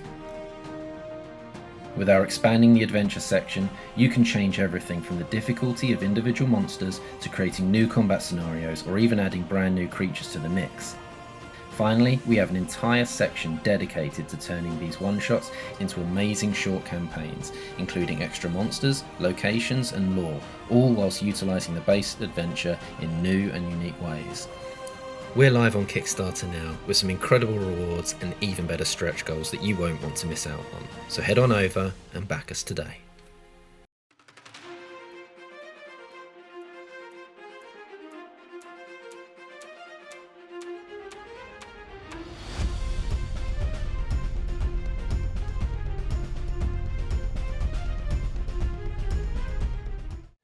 Welcome back, guys, to the second half of the Tomb of Grief. So you guys have just experienced the first memory, and you have found yourselves back in this tomb. So Eardwolf now, sort of, you can see his eyes widening. You actually realise now, because I misspoke earlier, you realise the skeletal like skull that he's holding. You realise that his visage is actually fully spectral. Actually, there's no like skull inside his head, because you realise he's actually holding his head. You recognise now from the memory of him having been decapitated. But as you come back from memory, remind me, I believe you picked up the dagger that was in the statue in the first room? I sure did, Jordan. Cool. You just hear... I didn't. Poor Jordan. I wouldn't have been so foolish. The character whom you are inhabiting. Yes. Whose spirit is living through you. Yeah. Vicariously. Well, speaking of spirits, you hear just on the edge of hearing, almost like someone leaning over your shoulder and whispering in your ear, "He got what he deserved, low-born scum." And the sound dissipates. The monarchy sure is. I don't want to alarm anyone, but I am hearing additional voices. More so than usual. What are they saying? It is saying that he got what he deserved, which I believe is yet to be established. So, you found yourselves in the room again. Obviously, Sir Eardwolf had mentioned that, obviously, that he recognised Sir Tyon being there, and that he had, in the last moments, tried to prevent his murder, but not acting quickly enough. The Take whis- another- No, go ahead. I'm going to say take another shield to another coffin. Cool. Which one would you like to pick up? Your options remaining, I believe, are 2 crows with a blue line, the red chevrons You want to with say the wolf, bisected again? He's learned his lesson. and the 2 yellow stripes over the field of blue and white stripes. I'll go for the by crows. By crows. By Croeus. Is that something? Is that funny? No? It's certainly some words. I strung some The words words together. that came out of your mouth. Can workshop. I said something. Right, which one is he? 2 crows. Negotiator. So you take that to the sarcophagi marked as the negotiator. Do you find... I believe that's the right one. Sorry, I keep double checking which one he is. This is good content right here. Yeah, this is the good content. This is my fault. I should have written down which one was which, but I had to keep flicking back and forth for this bit now. There we go. So you find Sir Ben, the negotiator's sarcophagi. You take this shield and you place it inside, and you likewise feel that stiffening of your joints, and then your vision goes black, and all of you similarly feel that sort of emanation from the sarcophagi, and your vision likewise goes black. Ben's not a fantasy name. B-A-E-N. Come on, Ben. Bane. Yeah, we'll say it's got a weird spelling. It's got J in it. This time, instead of like the bright light, the first thing you actually feel is the sensation of heat. Heat from flames, almost too much for you to bear. Your body shakes from exhaustion inside the heavy plate armour. You open your eyes to see the town before the castle being put to the torch as the king's army moves relentlessly through, killing all who resist and many who do not. Before you, knelt in the mud, is Lord Blacklow.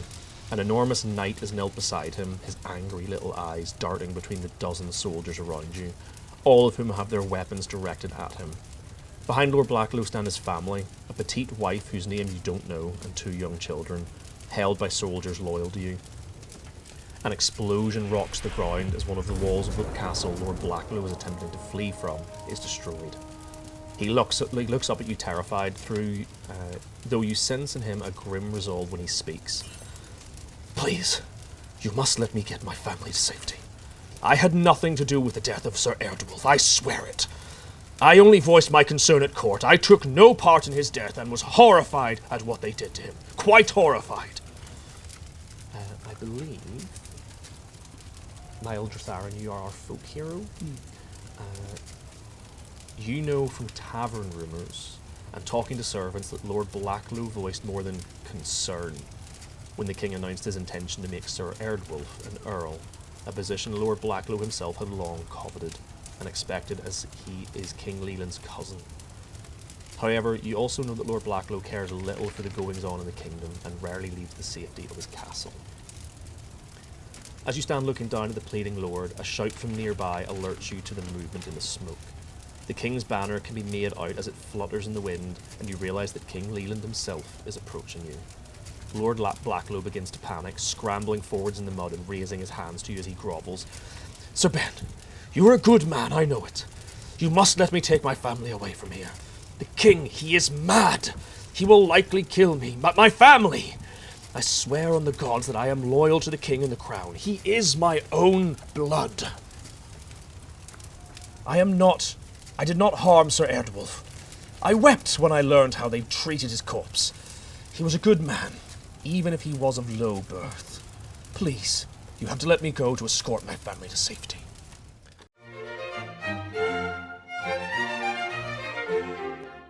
You feel the branching of choices of paths before you. You feel that you have to make a decision here. You could attempt to deceive the king, allow Blacklow and his family to escape. I'll try and convince the king that they had managed to get away from you. You can try to persuade the king that Lord Blacklow is the only concern and that the family are not needed. Or you can try to intimidate Lord Blacklow. You know, you're aware that his involvement was more than he claims. You can try to intimidate and cow him into doing as the king has ordered. What would you like to do? This is a very interesting choice, having just seen the last memory and him being a massive felon. This might play very differently if this had come first. Yeah, I mean, I feel like, personally, Dreosh has no sympathy for him. The sort of low blood, high blood bullshit that he's pulling is very much one of the many aspects of this ruling system that she finds bizarre and obscene. But his family shouldn't have to suffer. He should face his consequences, and his family should be let go. Excellent. So Through persuasion or intimidation? that would be persuasion. Nice. See the image from the memory as Lord Blacklow sits on the ground at your feet, grovelling. It takes a moment of comprehension. I'm sorry, you say to Lord Blacklow, apologies. You say, your family can go, Lord Blacklow, but I'm afraid you must remain to receive the king's judgment. It takes a moment of comprehension before Lord Blacklow bursts towards you in a rage. How can you let them go and not I? I am a lord! I am of royal blood! I should be the one fleeing, not them! How will they survive without me? Spittle flies from his mouth as Lord Blacklow rants and curses everyone within earshot. His family stare at him with utter loathing. You nod to them and smile, before pushing Lord Blacklow back down to the ground and drawing your blade. Be still, Lord Blacklow, you say calmly as his family disappear between the burning buildings. Lord Blacklow remains fuming on the ground. That anger swiftly turns to fear when King Leland arrives, striding through the smoke toward you. A powerful figure in armour that is clean, despite the massacre still going on behind him. Yet his sword is covered in blood. His family, King Leland asks coldly, not taking his eyes from Lord Blacklow. Escaped, my king, you answer truthfully. The king gives you a cold look that sends a chill down your spine. Can I get a persuasion check, please?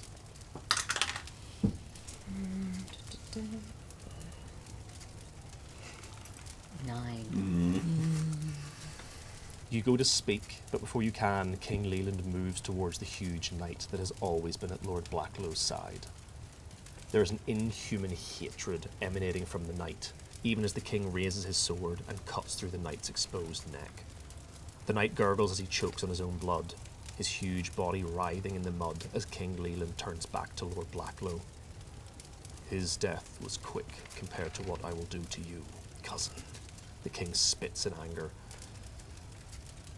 Oh, but you will suffer for longer than I, my dear cousin Leland, Blacklow croons. You who were born to be king, but preferred the common life. Bah! Lord Blacklow spits in the king's face, causing murmurs of anger from all around. You are cursed, King Leland. This is but the start. There are traitors everywhere. Many who aided me in killing Sir Eardwulf. All hated him, and all hate you. There's a pause as the two men stare at one another. Take him back to the encampment, King Leland says quietly, as men move to drag the sniggering Lord Blacklow away. The memory likewise fades. You find yourselves back in the tomb, and you see, as you look towards Sir Eardwulf, who you can only assume at this point, based on what you saw, had already been murdered, you see a single tear trace his cheek. They're better off without him.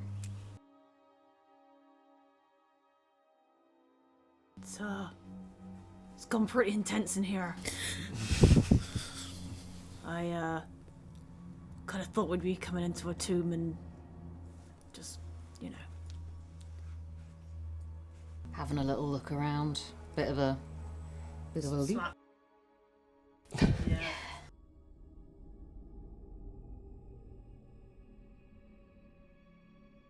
These lowland people do things very strangely. This classism is done big number on these people.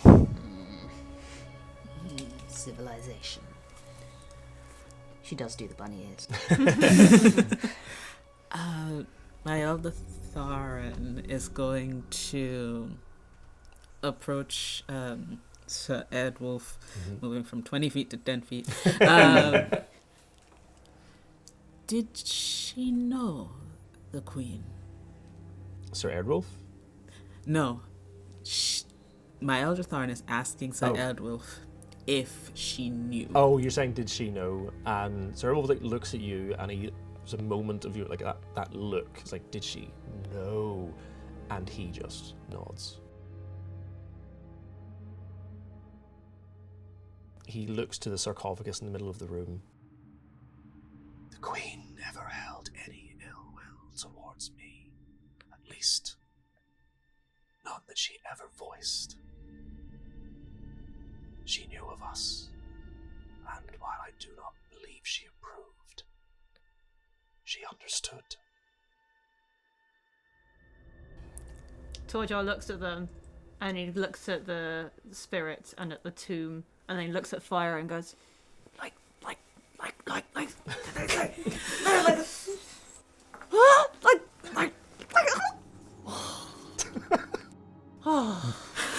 She liked you well enough to. She liked you well enough to have a statue to you outside. You see, like, there's a moment again of this confusion. Yes, she did. She built the statue for the honor that she believed I was due. My elder Tharin is going to try and pick up one of the shields, emphasis on try. So I believe what you have left, because you did the bi-curious crows. Yeah. You've got yellow stripes on a blue and white field, or red chevrons over a wolf. Yeah. I can tell you what those apply to as well, if you want to know like the names written on them. So you've got the crimson chevrons over the snarling wolf is Sir Jamie the Gloomy, or you have the two yellow lines on the field of vertical blue and white is Sir Reynald the Denier. Torjar, by the way, is going to sit down and just be like, it's like, well, these things are giving me a headache, so he's going to make myself comfortable, and he's going to lean back against the sarcophagus and be like, right, Prepare come on, let's get this memory over. Let's get ready. Just get as many soft things around as Yeah. possible. Get some popcorn. We have a cinematic break. Yeah. Sir Reynold the Denier. Sir Reynold the Denier. You pick up his shield and you move and place it in the sarcophagus, and as before, your vision goes dark. And this time, no bright light or heat from flames. Instead, the sweet scent of flowers mixed with the smell of freshly cut grass fills your senses. The weight of mailed boots crunch against the neatly gravelled path as you blink in the sudden warm sunlight. The recently wed King Leyland and Queen Ethne walk together several paces ahead of you, not yet familiar enough to walk close. You can clearly hear the king interestedly asking about what has been growing in the gardens, which the queen attempts to answer politely, before trying to steer the conversation back to other matters. As you turn away to admire the plants, you feel yourself smile at the king's attempt to avoid discussions of court, getting the distinct sense that the new queen is not one to be brushed aside so easily. Now, I believe we've only got our Outlander here. Yeah, you see, I feel like a section of the plants that is the same plant that you found in the statue. Seeing them here in full bloom, in like a patch growing, I will allow you to remake your, say, nature or survival check.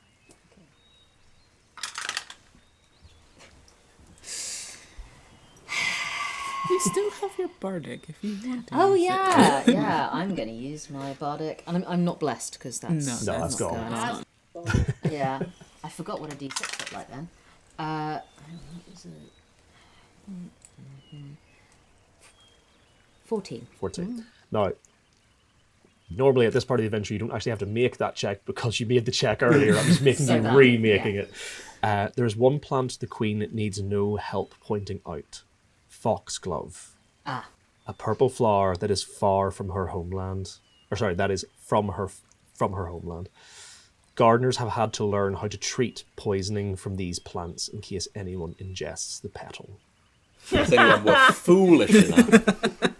To crush it up and chow it down. I mean, I feel like as a druid, it is my duty That's how to you ingest. learn. Well, you ingest a lot of mild poisons. Yeah. You get bitten by snakes sometimes, just to build up an immunity. Now you understand why I found it so funny. You're like, I'm going to eat it. I was like, brilliant. Yeah. Ironically, it was the only thing that anyone did in the first half that was stupid, that was something that Torja didn't do. Yeah. And Torja has poison resistance as a dwarf, so it would have been fine. Yeah. Brilliant. I mean, to be fair, it's not from around here. Exactly. So Well, that's my why- druidic skills would not have helped. Well, that's why even with your check, I was able to confirm it was not a plant that you recognised because you would have never seen it before. Yeah, and I have learned from that. So Mm-hmm. it was overall a positive experience. There is a pause in the conversation as the pair stop in a small, secluded section of the gardens, and the queen turns to the king with a serious look on her face. You truly intend to make Sir Eardwulf an earl? Do you not think that there are others more deserving? She asks. Sir Eardwulf has more experience with what the people of this kingdom need than any other man or woman at court.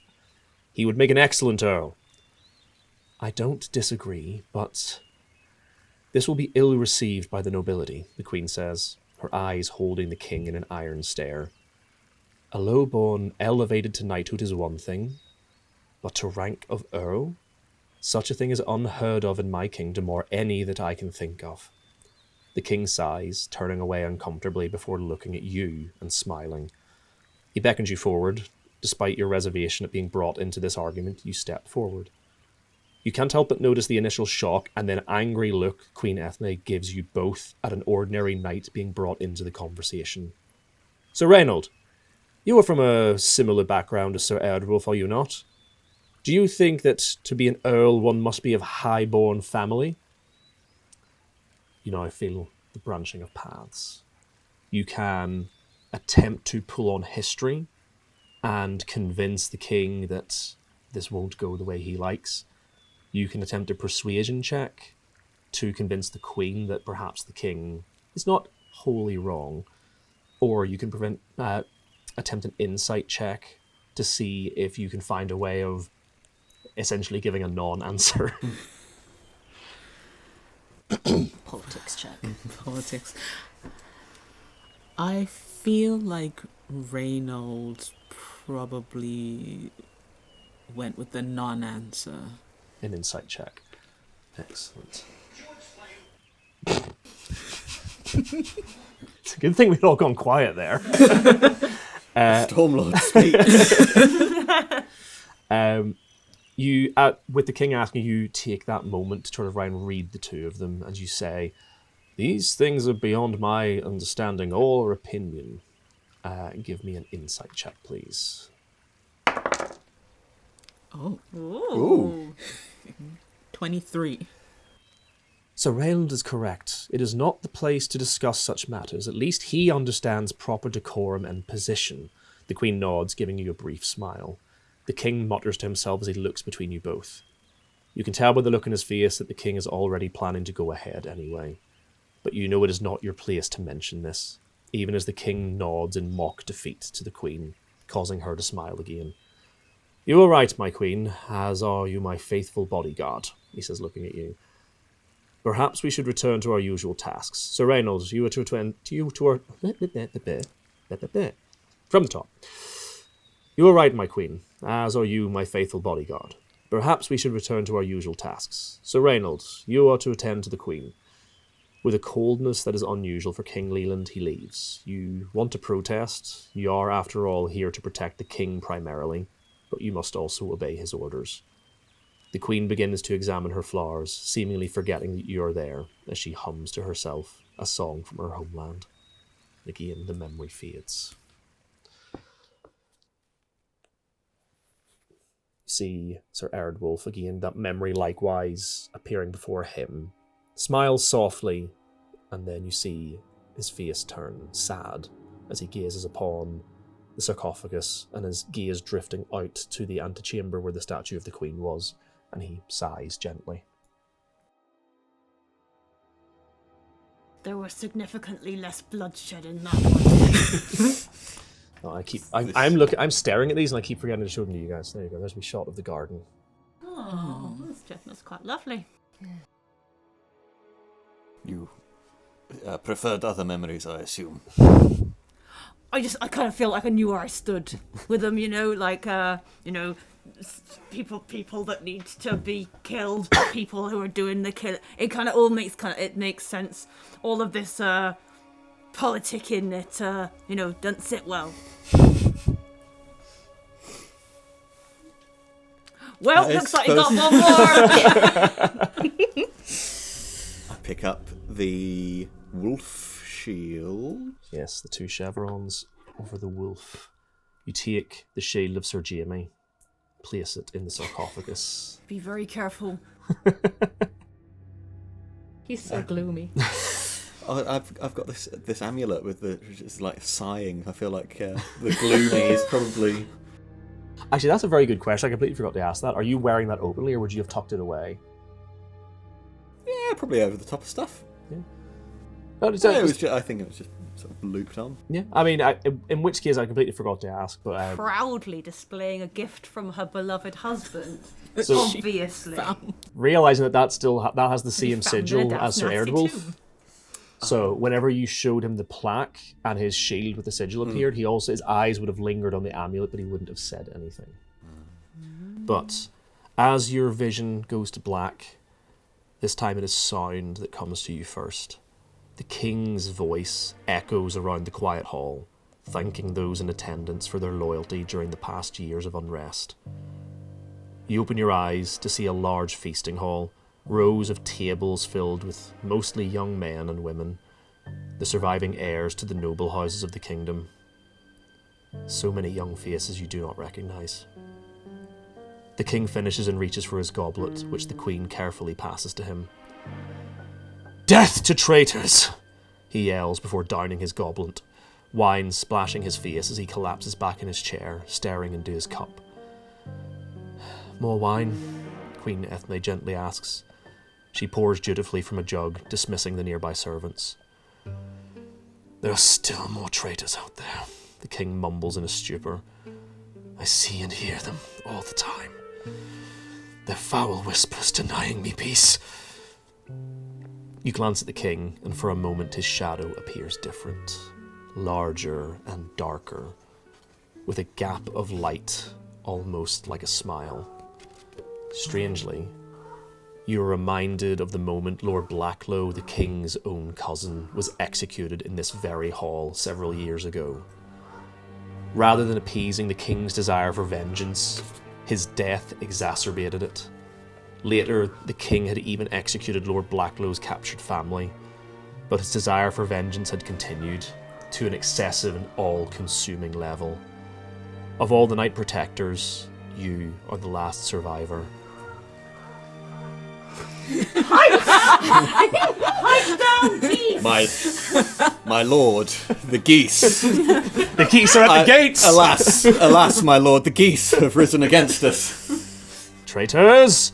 It's alright, they're fucking off now. See how they flee before us, my lord.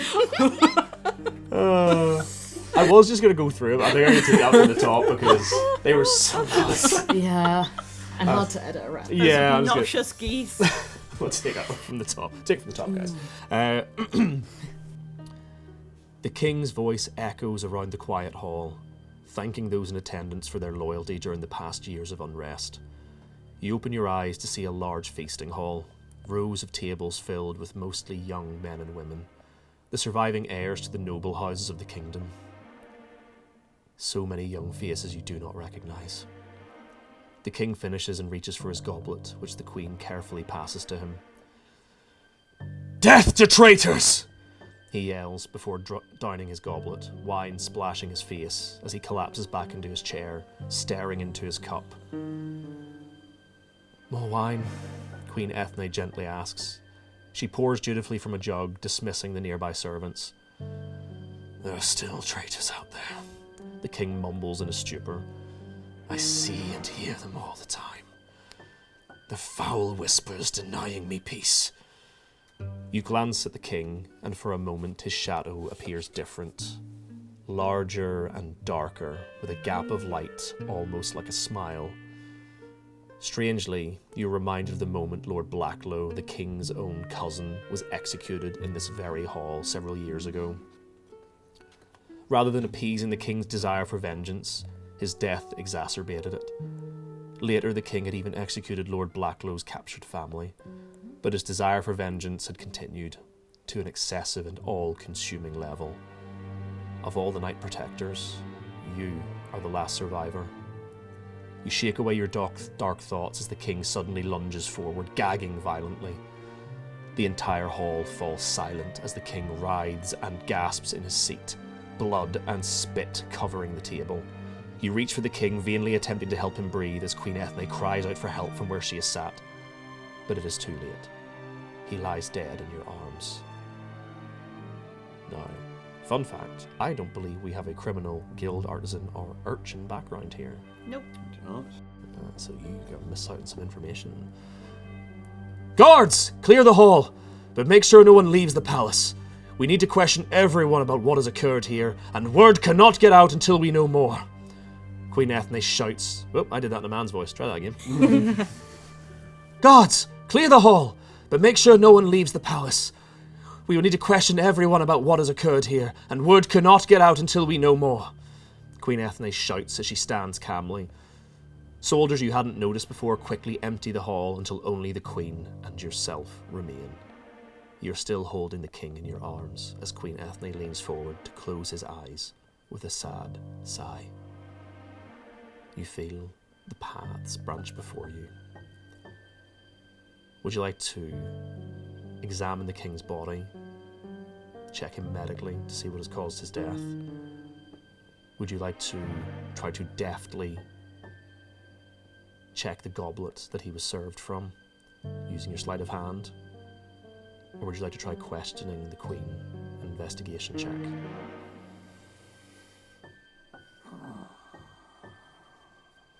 I will say Beth called this.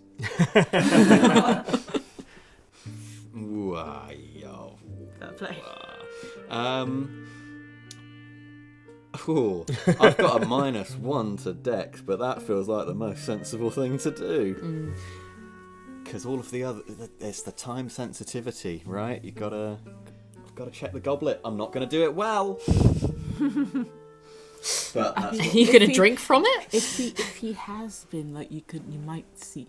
You know what? You do whatever you want to do. So again, you guys like hear disembodied, and like you've been observing things. So far, none of you have like felt the need to interject. But if you start to like say something, you hear like that voice on the edge of hearing, and you realize that he can in fact hear you. Oh no! I definitely assumed you could. I never said that. We're very quiet the whole time. It's like watching a movie. Which is, I'm like, why don't you drink it? It's the only way we'll find out what was in it. Actually, no one else is there to see him drink it, so. I think the others can be dealt with later. The goblet could very easily disappear, and that evidence with it. I would like to deftly investigate the goblet. I'm going to point out the way I describe this. It's going to what I'm about to say is going to sound different to what you think, but we'll get there in a second. You turn to look at the Queen. This was your doing. You made sure he drank from this goblet. It is the only way he could have died so suddenly. Poison. You look between the goblet and the Queen, seeing no trace of resentment or guilt on her face. Did you do this, Queen Ethne? You ask in a low voice. The Queen looks shocked at your accusation, but quickly composes herself. Do not be foolish, Sir Jamie, she says, before gasping as if faint and falling back in her chair. Sleight of hand check, please. 4. Carry on. There's a long and quiet pause before the Queen speaks again, her voice low and surprisingly desperate. This is for the best, Jamie. The king was mad with grief and vengeance. The kingdom wouldn't survive if he kept going. She pauses, expecting a retort from you, before continuing. He has been given peace, and can rest at last. Don't think of this as failing in your duty. He has been saved from himself. We must stop the bloodshed now, before there are none left alive. And the memory fades. You return to the tomb, where Sir Erdwulf is openly weeping, his hands cradling the face carved into the sarcophagus. He speaks gently.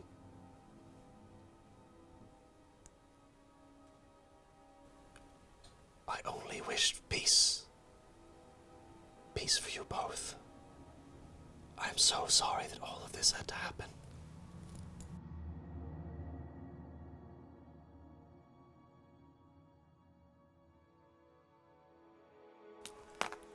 My love, if I should ever turn mad and start to poison and drown my kingdom in blood, or start killing off my crew in a fit of madness, do me the honour of putting poison in my cup and save the world from my wrath.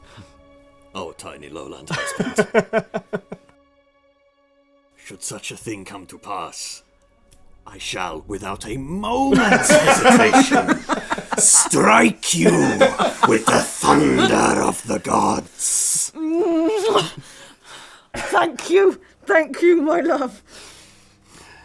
They really are an epic love story. Take picture, it will last long. Thunder of the god. At this declaration of love? Sir Erdwulf turns to all of you. I remember why I came. The curse. Lord Blacklow has cursed King Leyland. His actions were not his own. He was driven by vengeance. But this, what he did, that was not his own doing. The curse must be broken. Lord Blacklow's influence Lord Blacklow's influence lifted, and the king can rest, and all the souls with him. You must confront the king. Please, for the kingdom's sake, and his own.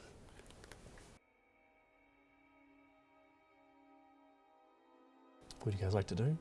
So I'm just going to punch the king, the king's stone face. Just punch the face. I will say, confront the king. you punch the stone face. Give us a strength check. let Lou roll a dice.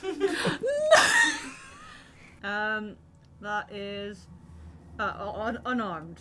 I will say an athletics check for this. Yes, but I'm a tavern brawler. Okay, then unarmed strike. We'll go for an unarmed strike. Okay, so that is a 16. 16. Yeah, you like chip a bit off of his nose. No, 17. 7. You chip a bigger bit off of his nose. You realise the sarcophagus can just be like pushed open. It doesn't have to be broken. I said to confront him. Punch him in the confront face. people by punching them in the face. Yeah, and then I guess as it just kind of comes off. You mean you break a bit of his nose, but if you want, you can just like push the top of the sarcophagus open. Okay, I think Torchar punches him in the face, breaks up a bit of his nose. Nothing really happens. He kind of looks at the others like. And then I give it a little shove. You slowly push the lid off the king's sarcophagus. What little warmth that remains in this tomb is sucked into the dark coffin before you. A moment later, air explodes outward, pushing any who stand near away. Before the stone lid seals itself again. Only the spectral form of Sir Erdwulf remains unmoved, watching fearfully as a dark shape appears above the sarcophagus. A cold that touches your very soul fills the chamber as the ghoulish figure stands before you, dressed in finery only the very wealthiest could afford, their clothing perfect apart from the dried splatter of blood that covers them. The vile form of Lord Blacklow bows mockingly, his wide grin terrifying to behold as you see how his body has become twisted by hatred and the dark magic that fueled his curse. Is that the guy I saw through the door? This, from the outline that you can see, appears to be the guy that you saw through the door. I turn to Drash and tell her as such. That's the villain I saw. He does look pretty villainous. I would like to cast Fairy Fire on him. Oh man, he is a piece of work, isn't he? Cool, so this guy turns up, bows to you, and you're like, spell! Cool. Yes, he looks like he could do with some glitter. I mean, he's proven treacherous. We've just watched a very good point. Very good point. Four very short films that started. Yeah, and we've just got really bad vibes. Yeah, good. Yeah, vibes are bad. They are absolutely rancid. He has failed the vibe check. Okay. Cool. In which case, I believe again, dexterity save. I had a shoot. Spellcasting. Spell save DC 12, I believe. Spell. So Fairy Fire. This. What type of save is it he's making? His dexterity. I should say what type of save he has to make. Oh. Yeah, it is. Yeah. Yeah.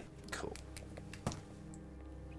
Well, you'll be glad to know that he rolled a 12 on the die, which would beat your save. But he's a -2 to dexterity. He doesn't look desperate. No, he's really not. So yeah, what happens is he appears, you see he opens his mouth to speak, and what does it look like when you cast Fairy Fire? Basically, I pelt him with a rock. He lights up like a Christmas glittering. tree. Yeah. Yeah, you throw a rock at him, and he's like, ah! And all of a sudden, you all watch as he like is illuminated. What does the light, the Fairy Fire light for your spell look like? It's violet, and Perfect. it's kind of like violet bugs. like fireflies? Yeah, fireflies Like just crawling sort of, over him? Yeah. Yeah, it's like, ah! You lowborn scum! What are you doing here? We'll have advantage on him now. Yes, and I'm not going to lie, you've severely restricted one of his special abilities. Which is going to make my life very difficult. Yay! Out of curiosity, how long does that spell last for? Duration. Duration is tennis. Concentration. Doesn't. Up to. Let's look in the rule book. Yeah. It just says for the duration. I think it's like a I think minute. instantaneous might be a mistype.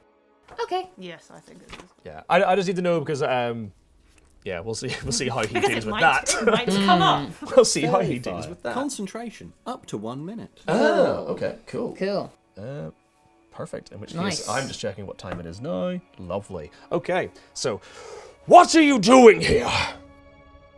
We have come to put an end to your curse, and I was born more highly than you. I was born unmounted.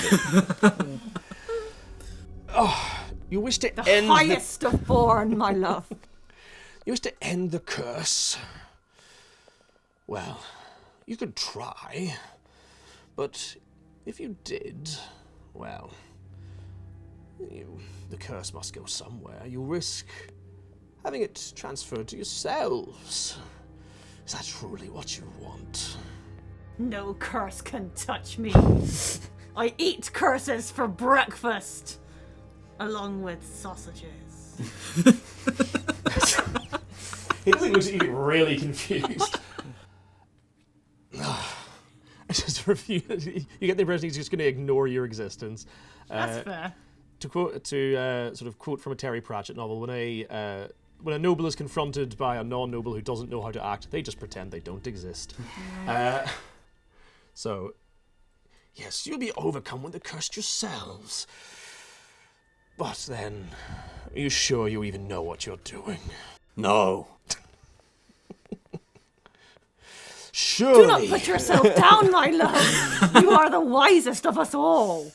Surely, from what you've seen, you know that Leland deserved what he got. You saw him murdering, sacking his own country, killing innocents. Isn't this what he deserves? You were no innocent. I wasn't strictly referring to myself, dear. But there are many who were. Many killed in the crossfire, as it were. Sacrifices required, of course. But surely he should be punished. All of this is because of what you did. It's because of what he did. Raising that low-born scum above nobles such as myself. Who are... But I'm willing to let you leave peacefully if you leave me to my fun. You have such fun here in this dark tomb alone. More than you can imagine. The pain Leland suffers through. Why, it sustains me. Well, what sustains me, or what is going to sustain me, is the rather large payout that we will get for completing this job and ridding the land of this terrible curse, which at the moment you are very much in the way of. You see his eyebrows go, is it riches you're after? There are plenty of riches from the Blacklow estates that could be yours if you just agree to leave. I don't think anyone's going to give us anything from your estates. Your estates are gone. That's because they're hidden, dear. Only I know where they are. And you're here. And alone. I can tell you where they are hidden. He's wasting time. Yes, he's trying to. I would... Oh, yeah. Cool. No insight check needed. You can see every so often he looks at his arm to see if it's still lit up. Cool. Okay. I would like to do primal savagery and then bite him. Cool. We're going to enter initiative. In which case, you have 3 rounds of fairy fire, and I think I'm being generous on that. Yes, you are. I cast that and then was like, wait a minute. But I'm going to be honest with you, that is 3 rounds that is going to be very beneficial to you. Yeah. So we're going to go to initiative. I need to roll for these 2. My intelligence is 10, so you know. It's plus death. Wow, they rolled badly. Oh no, I just meant. Okay, anyone above 20? Yes! There we go. Torjor, anyone above 15? Anyone above 10? Yes. Yes. I'm not writing down your full name this time, that took too long. M. Mild. Anyone above 5?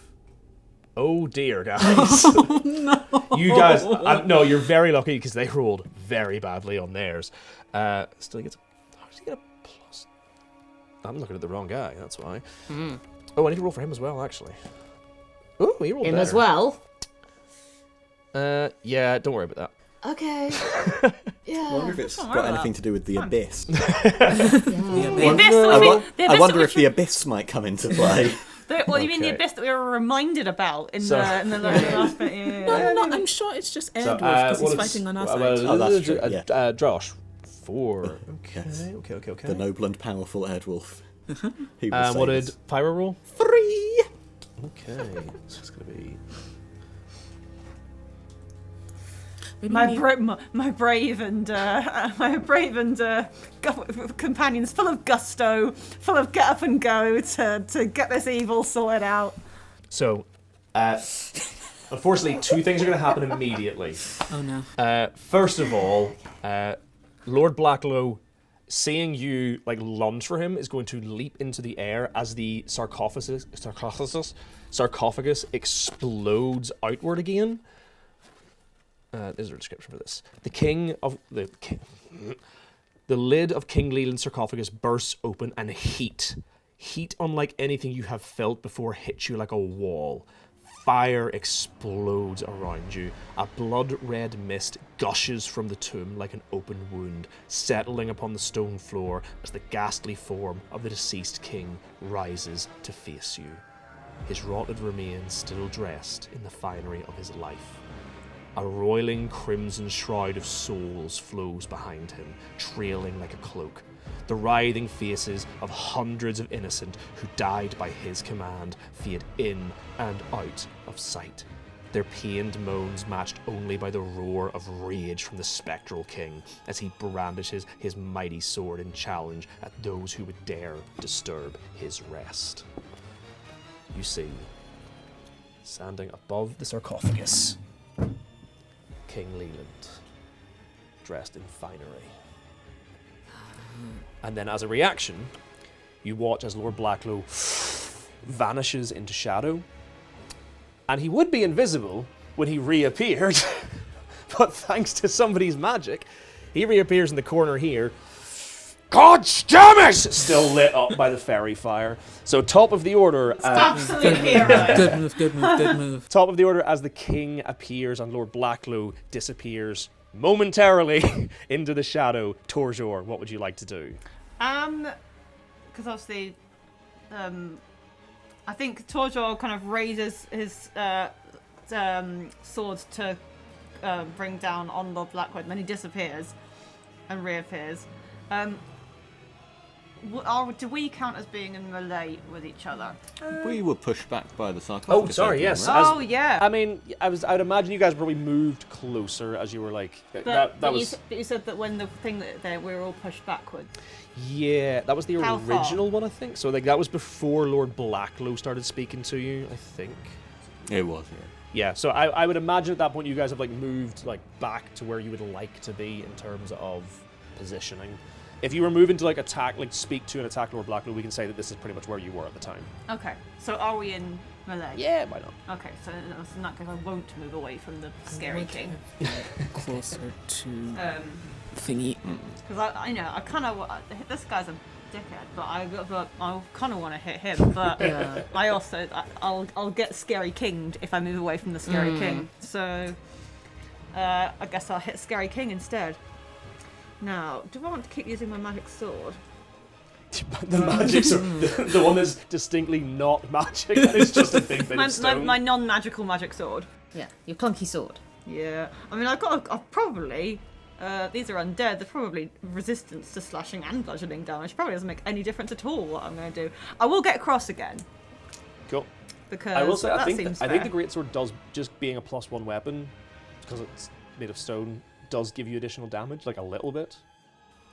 Just if you're looking for how much damage you can do, I think it like Well, it'll outstrips. give me a, yes, damage wise. I'm just thinking damage type is not really going to help. Yeah, that's fine. We'll be good. I'll just have to kind of chip it away.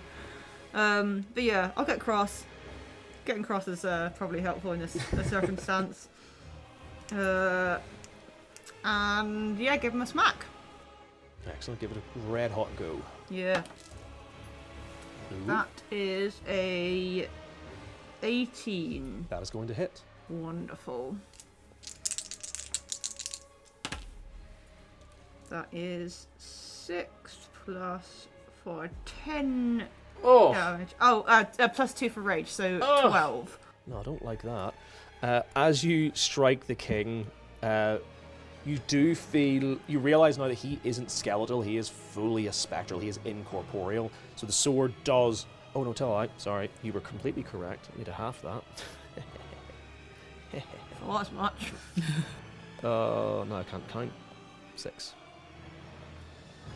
So the sword, as it passes through his form, you see it pulling at the spectral body, and this cloak of souls screaming as your sword passes through it. The king turns, these fiery eyes, lit with hatred and desire for vengeance, turns to you, and he screeches a sound so loud it almost seems to physically harm you. And you are struck by a physical force and pushed back. Actually, all creatures within 10 feet are pushed back 15 feet. So I'm going to say, because you were here on the sarcophagus, so 5, 10, 15. Ooh, on the edge of the abyss. Yes, it's almost like I indicated that square for a reason. Almost. So likewise, that's going to be 5, 10, 15. Also on the edge of an abyss. Close enough. That was a very masculine noise, I thought. But that was his reaction. So you didn't use any movements. You can use your movement now if you want. Oh, me? Yep. Yeah. Great. In that case, I was just and then go and have a pop over here. And just... You get pushed It's a free disengage. Yeah, I didn't want to fight that guy anyway. Yeah, I was just like, it goes, sword kind of goes through him, and he's just like, okay, and then off he goes. Not my problem. And I was like, yeah, all right, let's have a go on him. Perfect. Okay, so Meldra Tharan. Oh right, I'm higher. I'm up in the initiative this time. I am going to shout to Torjor, I believe in you, Torjor, hit him hard, and give you bardic inspiration. And then I'm going to use Starry Wisp and launch a mote of light. It's 60-foot range. Yep. So I need to make a ranged spell attack. Perfect. I'm guessing this is, against Lord Blacklow? Yes. Perfect. I feel like he's manipulating the king still. Ever give you that impression? A lot of things. That's only 11. Hey, do you remember how I described this guy wearing just noble's clothes? That is. Sick! Good to know. So that is a D8. Oh, and for the record, I'm counting his movement at the start of initiative as his reaction. So he has already used a reaction.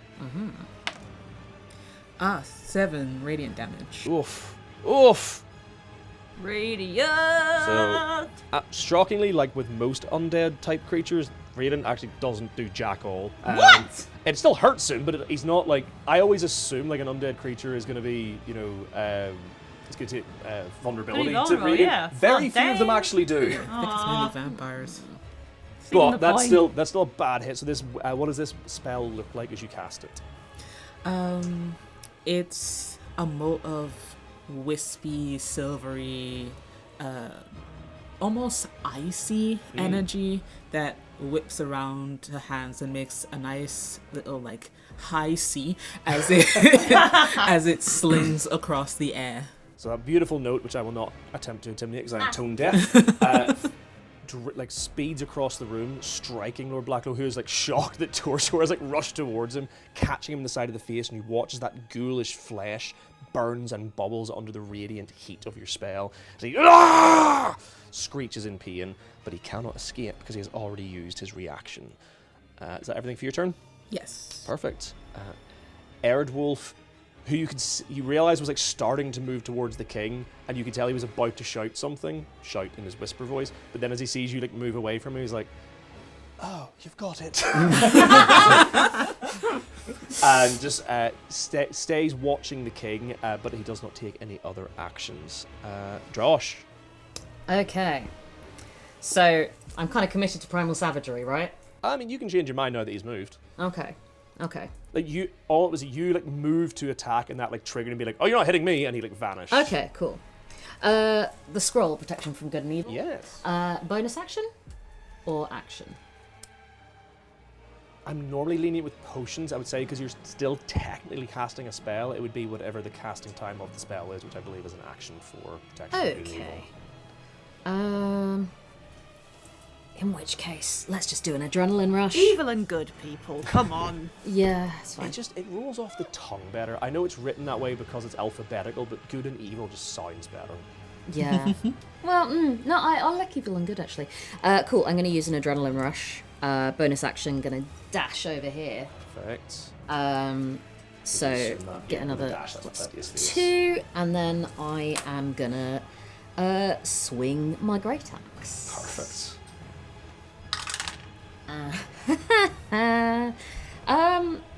Everyone's doing so great. Yeah. So this noble is definitely wearing 8 points of. 8's not going to hit, is it? Oh, Is it is. His armor class is 8. Yes. He's just wearing clothes. Yeah. I'm like, well. Yeah, how like a noble? Alright, How well on like him. a noble? Lovely. In which You get, case, you get the impression with his like what very limited amount of his abilities you've seen so far. You get the impression he doesn't like fighting people. Yeah. That's lovely. That's so nice. Yeah, Other people for just some people. sacrifice. That's lovely. Some Cool. people. I get the impression this combat's going to go very quickly. Yeah. That is 9. 9 slashing damage. 9 damage. God damn it. He's still alive, but God does he not want to be. Yeah, you rush forward. I mean, he did die a long time ago, to be fair. Yes.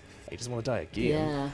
Yeah. You rush forward, you slash at him, you cut open this like corpulent, rotund belly, and this horrible black ichorous innards spill out as he, "Oh, get away, you filth!" Like tries to push himself further into the corner. I see where your class system's got you now. Is that everything for your turn? Yes. Cool. Guess he's going to use his bonus action. He's going to disappear. He's going to... where's he going to go? He's going to reappear over here. He would hide, but he's still shining. He's so glittery. He's so glittery. He's glittering and also emitting dim light from Oh, my starry yeah. wisp as well. What he is going to do is... Yeah, oh, actually, yeah, you two are trapped in the corner there. Uh-oh. You see as he reaches a hand out towards the floor, and like pointing somewhere here in front of you, and he like grabs at something and pulls upwards as if he's pulling something out of the ground, and you all watch as this mist begins to spill out of the floor and then erupts outward, and then sorry, would you be able to pass that? We've got a little marker. We've got another marker. Don't read that one. Mystery marker. You see as this mist erupts from the floor just next to that sarcophagus, and you... Traitors mist. That doesn't seem very friendly. Yeah, you gotta get one. Right. Is that where he wants to place that, actually?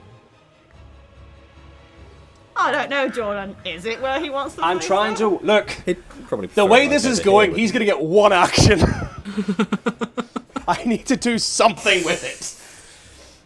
I think Ralph's right. Somewhere like here-ish. Yeah. Do you know what? He's going to do it there. How to hide himself. He's going to do it there. So you watch as Protective mist. You watch as this mist pulls up, and you can actually see...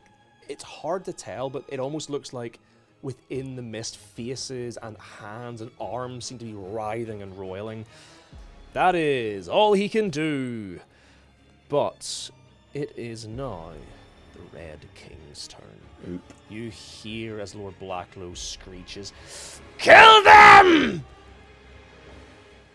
You're still wearing the amulet.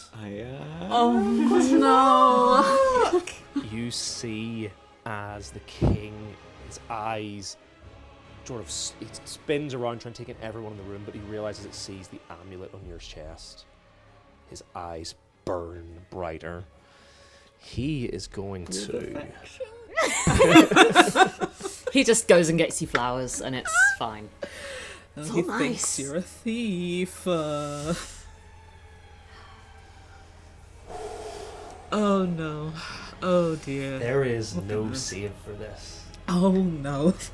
The king raises a hand and points. A wordless screech of anger and pain, and you feel a howling wind begin to push at you as you're thrown back into the abyss. I need a dexterity saving throw. Dexterity, you say? Yep. Saving throw, you say? Yep. A non-wordless shout emits from Torjor as it comes towards his beloved wife. 12? You just about manage to grip the edge of this broken floor, and as you're like swinging there, you try to swing your legs forward to try and like, you would think it would be like a chasm with a wall, but you feel nothing. All you have is your grip on the broken slabs of flooring. You realize this is truly an abyss, and if you fall, you will be gone forever. Don't fall. Don't fall then. That is the only action That's the king takes. Simply all you need to do. I simply need to not fall. Yeah. Fyra, it is your turn. If you wish to climb up, it is an easy check, but I need an athletics check. Grand. I do have a +5 in survival, so I'm unkillable. That's what survival means. Athletics. Climb up. Simple as that. Simply a +3. Simply don't die. There we go. Simply don't die. Simply. That will be easy, you say. I can tell you right now, I can't see what you've rolled. You're trying to beat a 10. It's a real shame I rolled a 9 then. Oh isn't it? no! You don't fall, but you do not get up. You try to pull yourself forward. You go to grab at something to pull yourself up, but all you end up doing is tearing another piece of the flooring away. You're still hanging on, but you have not managed to pull yourself up. Please command on myself. Get up! Succeed! Yeah. Is there anything you can do from this position? I know you have some magic. I have... Oh, yes, I have guidance, Yes. which I will cast on myself in Excellent. order to add a d4 to strength. No. I did that before I tried to climb. I will allow that, because your climbing is technically movement, and even if you roll a 1, you've still beat 10. Hey! So you get up. With you, what does it look like as you cast guidance on yourself as you're scrambling at the floor? I think it's sort of a... holding... Well, no, holding. Just sort of a... You go to take one hand off to hold your hand. And Oh, no. Yes, it's more a bringing in the power of the Stormlord to myself, and just kind of a quiet bit of hyping up, and then and that's just enough. Well, actually, I rolled a 4. You rolled 4. I did the most guidance I've ever done on anyone ever. You managed. It's not easy. Like I said, there's nothing to brace your legs against, but you managed to just, with sheer force of will, to everyone else. Maybe Again, got the trident kind of wedged in between a paving slab or something. grab that in. But I don't remind me, because you cast light when you first came in. What did you cast it on? I cast it on the trident. So what you guys saw momentarily was this rushing wind, these red wisps emanating from the Red King on top of the sarcophagus. You watched as your ally and wife, was blown backwards into this abyss, and you watched that light from the trident disappear over the edge. You hear the scrambling as they try to pull themselves up, and then just the edge of the trident, that light flashing back into view as they jam it into the stone in the floor and pull themselves back up. Now, was the action to cast guidance? The action was to cast guidance. You have used half your movement, because technically you were prone, we'll say air quotes. Would you like to move away? I would love to move away. I'm gonna move hidden that way. Cool. Not that he's gonna stick around. I have a quick query about the wind thing. Yep. Would the sarcophaguses block us from falling? I would say, just from my interpretation of the map... Not me, but if I was there. That's what I'm saying. My interpretation of the map is that's not an abyss, that is. So that Okay, and nice. that. Cool. So this one, I would say, this would give you like an advantage on the check to not go in. Cool. Cool. That is Fyra's turn. We're back to the top of Torjor. I think when Torjor sees Fyra go over the edge, he's like immediately runs in her direction and is like kind of like ready to ignore everything else in the room and just make sure that she's okay. And when he sees her kind of stab that trident into the ground, he's just like stops in his tracks. He's just like, yes, yes, nothing can kill her. Cool. What else do you do? And then he kind of goes over the room, and then kind of turns towards the king again, full of the wrath in his heart, and he's just gonna have another go on the king, because like I mean this guy is a piece of work, but this one tried to kill his wife. Cool. So maybe a little bit on the sarcophagus so you can reach him. Yeah, cool. You're a little guy. Make me reach He's a him. little guy. Yeah. He's a little guy. We're gonna. Oh, and he's just too full of rage. Yeah, that's only it's 11. That unfortunately doesn't hit. Eyes still fixed on Fyra as you rush and scramble onto the sarcophagus. The king, almost like without even seemingly paying attention to you, just drifts languidly to the side as your sword crashes into the top of the sarcophagus, this time fully like cracking it in your rage. Anything else you'd like to do in your turn? I wonder if this... I don't know when else I'm going to use Geese it. have returned. Reinforcements are coming! Because I don't know when else I'm going to use it and it might become useful, I'm going to put my hands back down on the sarcophagus, which is made of stone, would you say? It is. Yeah, I thought it might be. Leading the witness. Carry on. And I am going to use my stone cunning to gain tremor sense. Oh. Within a range of 60 feet for 10 minutes. So you're always going to know where Lord Blacklow is. Interesting. That's exactly what I'm... Yeah, that's what I felt. I was like, in a minute, he's going to stop being a firework.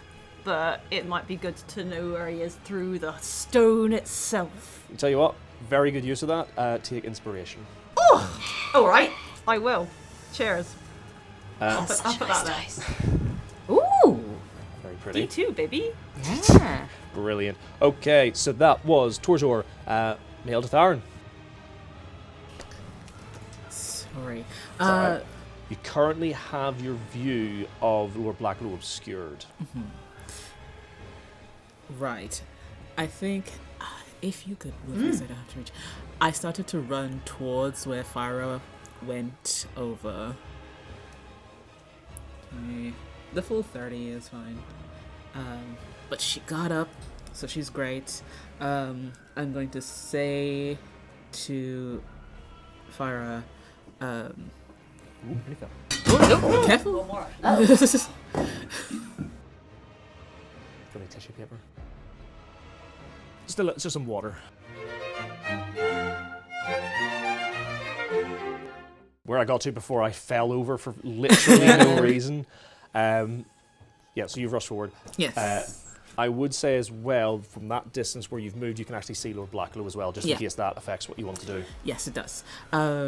So as they see Pyra come over the ledge, say, Fyra Stormborn, quick to her feet. Blacklow, traitor shall know defeat. Ooh. Good. It's all coming together. This is why we got our own bowl. Yeah. On the fly poetry. Yeah, we're all just... Yes. I am going to... That gives you bardic inspiration. Of course it does. That's bardic. And then I'm going to starry wisp him again. Perfect. He certainly didn't like it last time. No. It does not like being perceived. I think that still hits. 8 and 5 is 13. Relatable. 15 hits. No, he really doesn't. I'm not going to lie. This could be the end of him, depending on how well you roll. 5. So he's still alive. For another round, hopefully.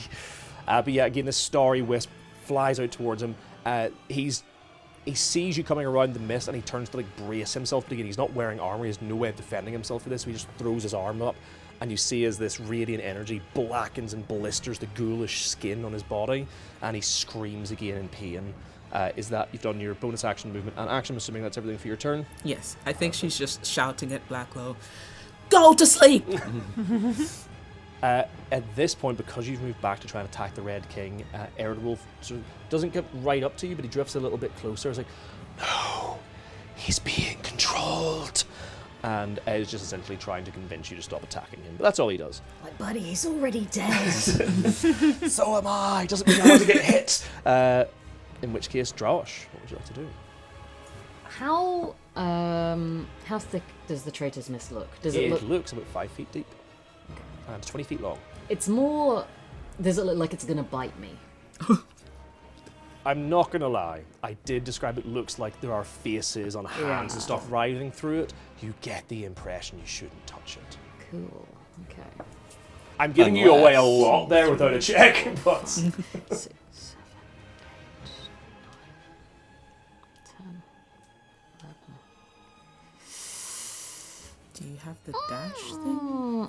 Yeah, that's what I'm thinking. 12 is... Reach is 5 foot. That's melee range. Yeah, that would be the next one to me, wasn't it? Yeah. Sorry, buddy. I'm gonna go for the Red King.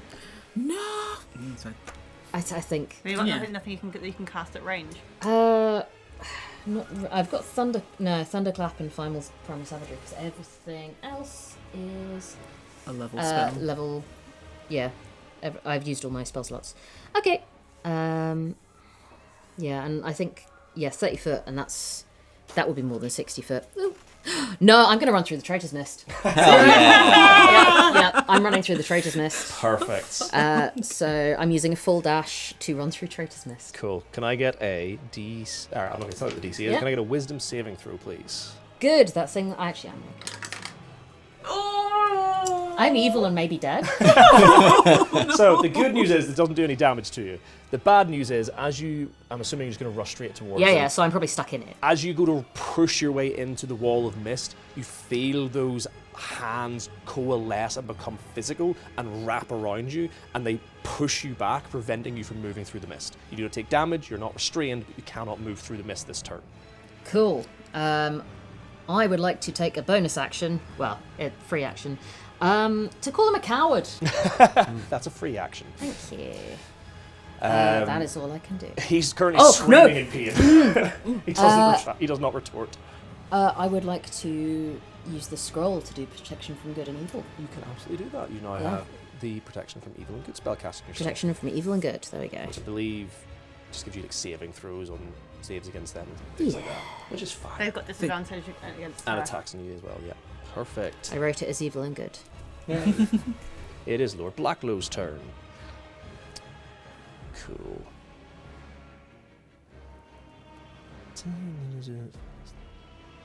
Cool. Can I get another dexterity saving throw, please?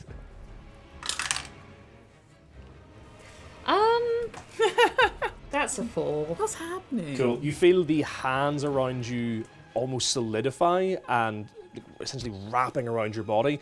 You're now grappled. Okay. Again, no damage, but you are currently grappled. Okay. See, the damage was... Yeah. Oh, you're not of noble or royal background, are you? No. Cool. In which case, the next attack you make against Lord Blacklow will be at disadvantage. Just in case you need it. Thank you. We should all have been hitting him with advantage. Because it's fairy fire. I don't think any of us I have know, missed, we've all though. been hitting. Yeah, so. you only, there's only been 2 attacks so far, and they've His both AC done is a lot of 8. damage. I don't think we need that much of an advantage. That's a I good don't think point. an attack has missed yet. So. Yeah, no, we're good. We're good. But It was- you just wait, because my turn's coming up, so... Yeah. Oh, I should have used my freaking bard inspiration on the king. Damn it. And I have inspiration. God damn it. I put the things right there. Sometimes it's just not. Right. It's okay. I'm being attacked by mist. I'm This is having a true. fight with some fog. It's true. It could be worse. I could be having a fight with mist. Oh. I tried to catch some mist or some fog once, but I missed. Everyone turn away from the door. I'm gonna cry in a bad way. Lord Blacklow, you guys watch as he just steps through the mist and he draws a sword, and you can see reluctantly it tries to attack you. Because you have been restrained by this, though, he gets advantage on the attack. Ooh. But he But also gets it's disadvantage disadvantage. as a protection from going into it, so therefore it God damn it. Reroll one of them. knocks each other out. Okay, still not terrible. That is going to be a... Well, actually, to be fair, I've realised now he actually has a feature called Nervous Combatant. He has disadvantage on attack rolls against any target that he has no allies within 5 feet of, so he would have been rolling Retnick straight anyway. But that is going to be a total of... So you should be rolling with 14? disadvantage. Disadvantage. Well, you, Well, it doesn't because stack. Okay. So, 14. Yeah, no, that hits. Ah, yes. You take 4 slashing damage. Okay. And you not only take the damage, but he just steps forward and through the mist stabs at you with this wicked blade, and you can literally watch as your lifeblood is drawn along the blade, and you can see the wounds on Lord Blacklow not completely, but begin to heal. How like the nobility to draw. Steal the lifeblood from the common folk. Quite literally. It is not subtle metaphor. My parents are both shopkeepers. I will kill you. You'll die trying, you filth! In which case, it is now the Red King's turn. First of all, he is going to roll to see if he gets his previous ability, the Endless March, back. He does. He can use that if he chooses. Was that destroying everyone? Well, that was the one where he directly targeted one person. Ah, okay. But this time, he is going to use something else.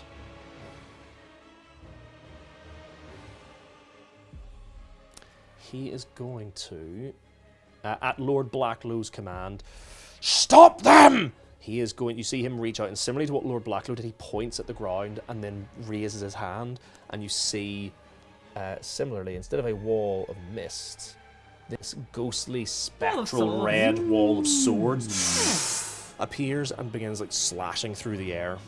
That takes up the space between you guys. That is the only action he can take this turn.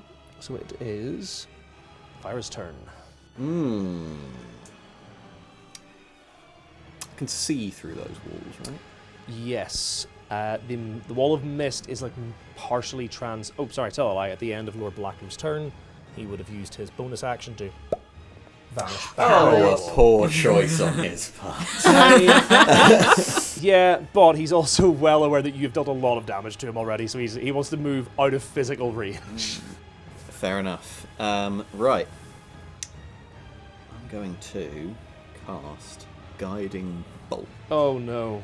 So I am going to draw back my trident as if I'm going to throw it, rather than throwing the trident itself, a bolt of radiant light.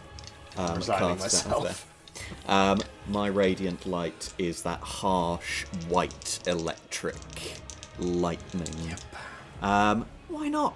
Oh no, I can't use bardic inspiration on attack. You can. Okay. Yeah. Yep. At who? At Black. our actual enemy. Not our, You can use Bardic Inspiration, just to say you can use it after you've robbed, before Oh, you that's know, true. before Yes, you you know can, the result, yeah. so you might as well save it. just in case.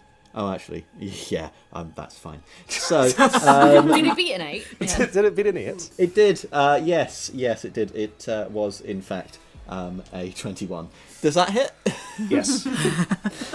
So, It's been a while since I've rolled Guiding Bolt, but I'm aware it is a significant amount of damage for a level 1 spell. It is 4d6. Damn it.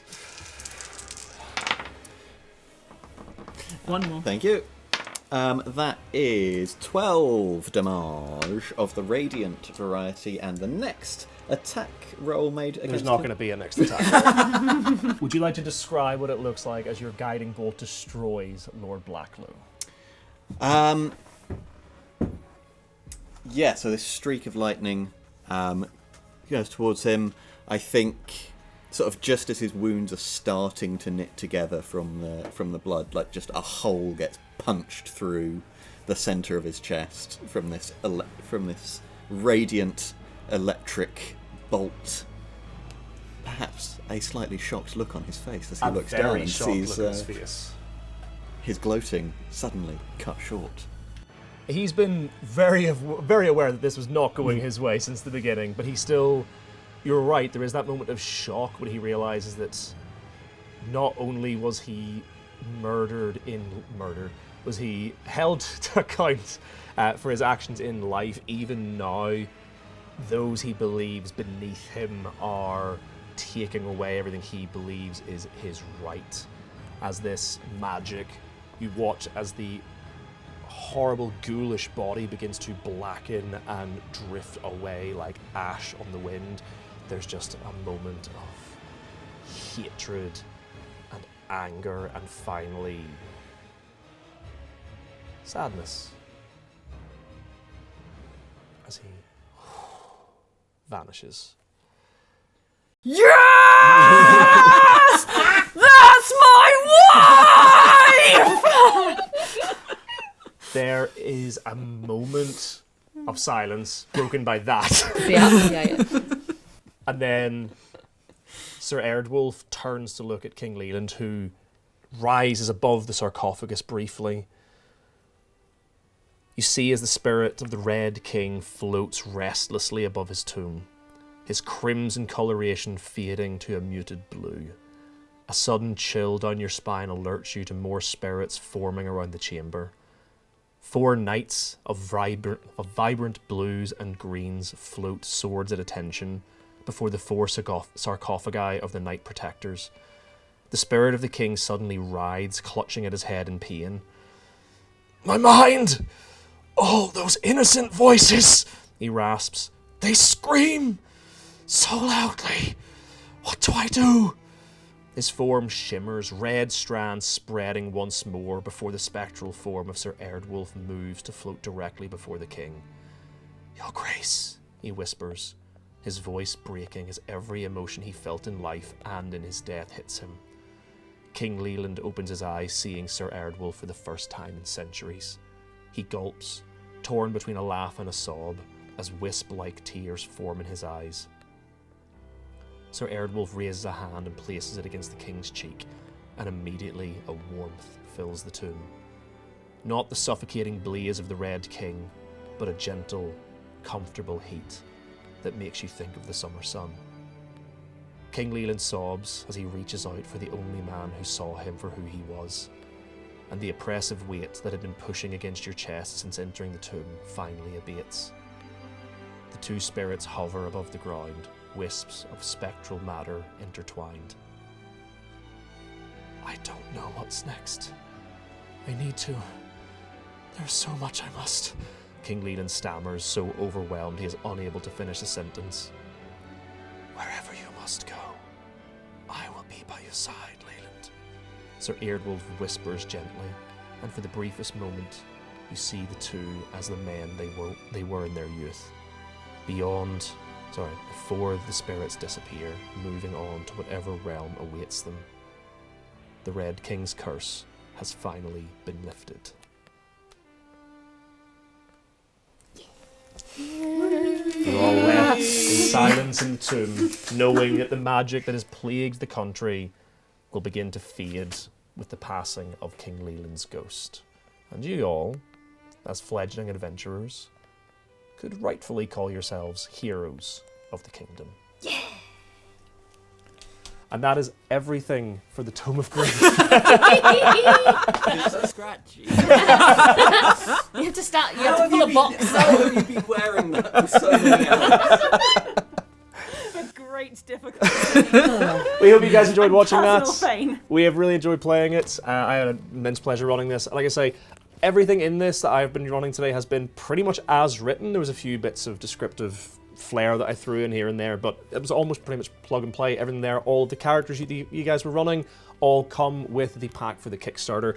And it's important to say, while this is a one-room one-shot, this doesn't have to end there. The story doesn't have to stop at the end of the tomb. It doesn't have to begin where we began. What you get with these is enough information to then turn this into a campaign if you want. There is information of the surrounding area, of the kingdom itself, of the lead up to what you could bring you to find this adventure. There's enough here that you do not have to stop the story there. You could continue on. But for us today, I think that's where we're going to end it. So thank you guys for giving this a watch, and thank you guys to the team from No Short Rest for allowing us to come and play this. It was a lot of fun. Oh my god. Yeah. I hope you guys enjoyed it as much as I did running it. It was very funny seeing you guys just completely circumvent. so much. That final fight could have been so different. But Yeah, yes. you might. Beth Crane's a hero. Yeah, 100%.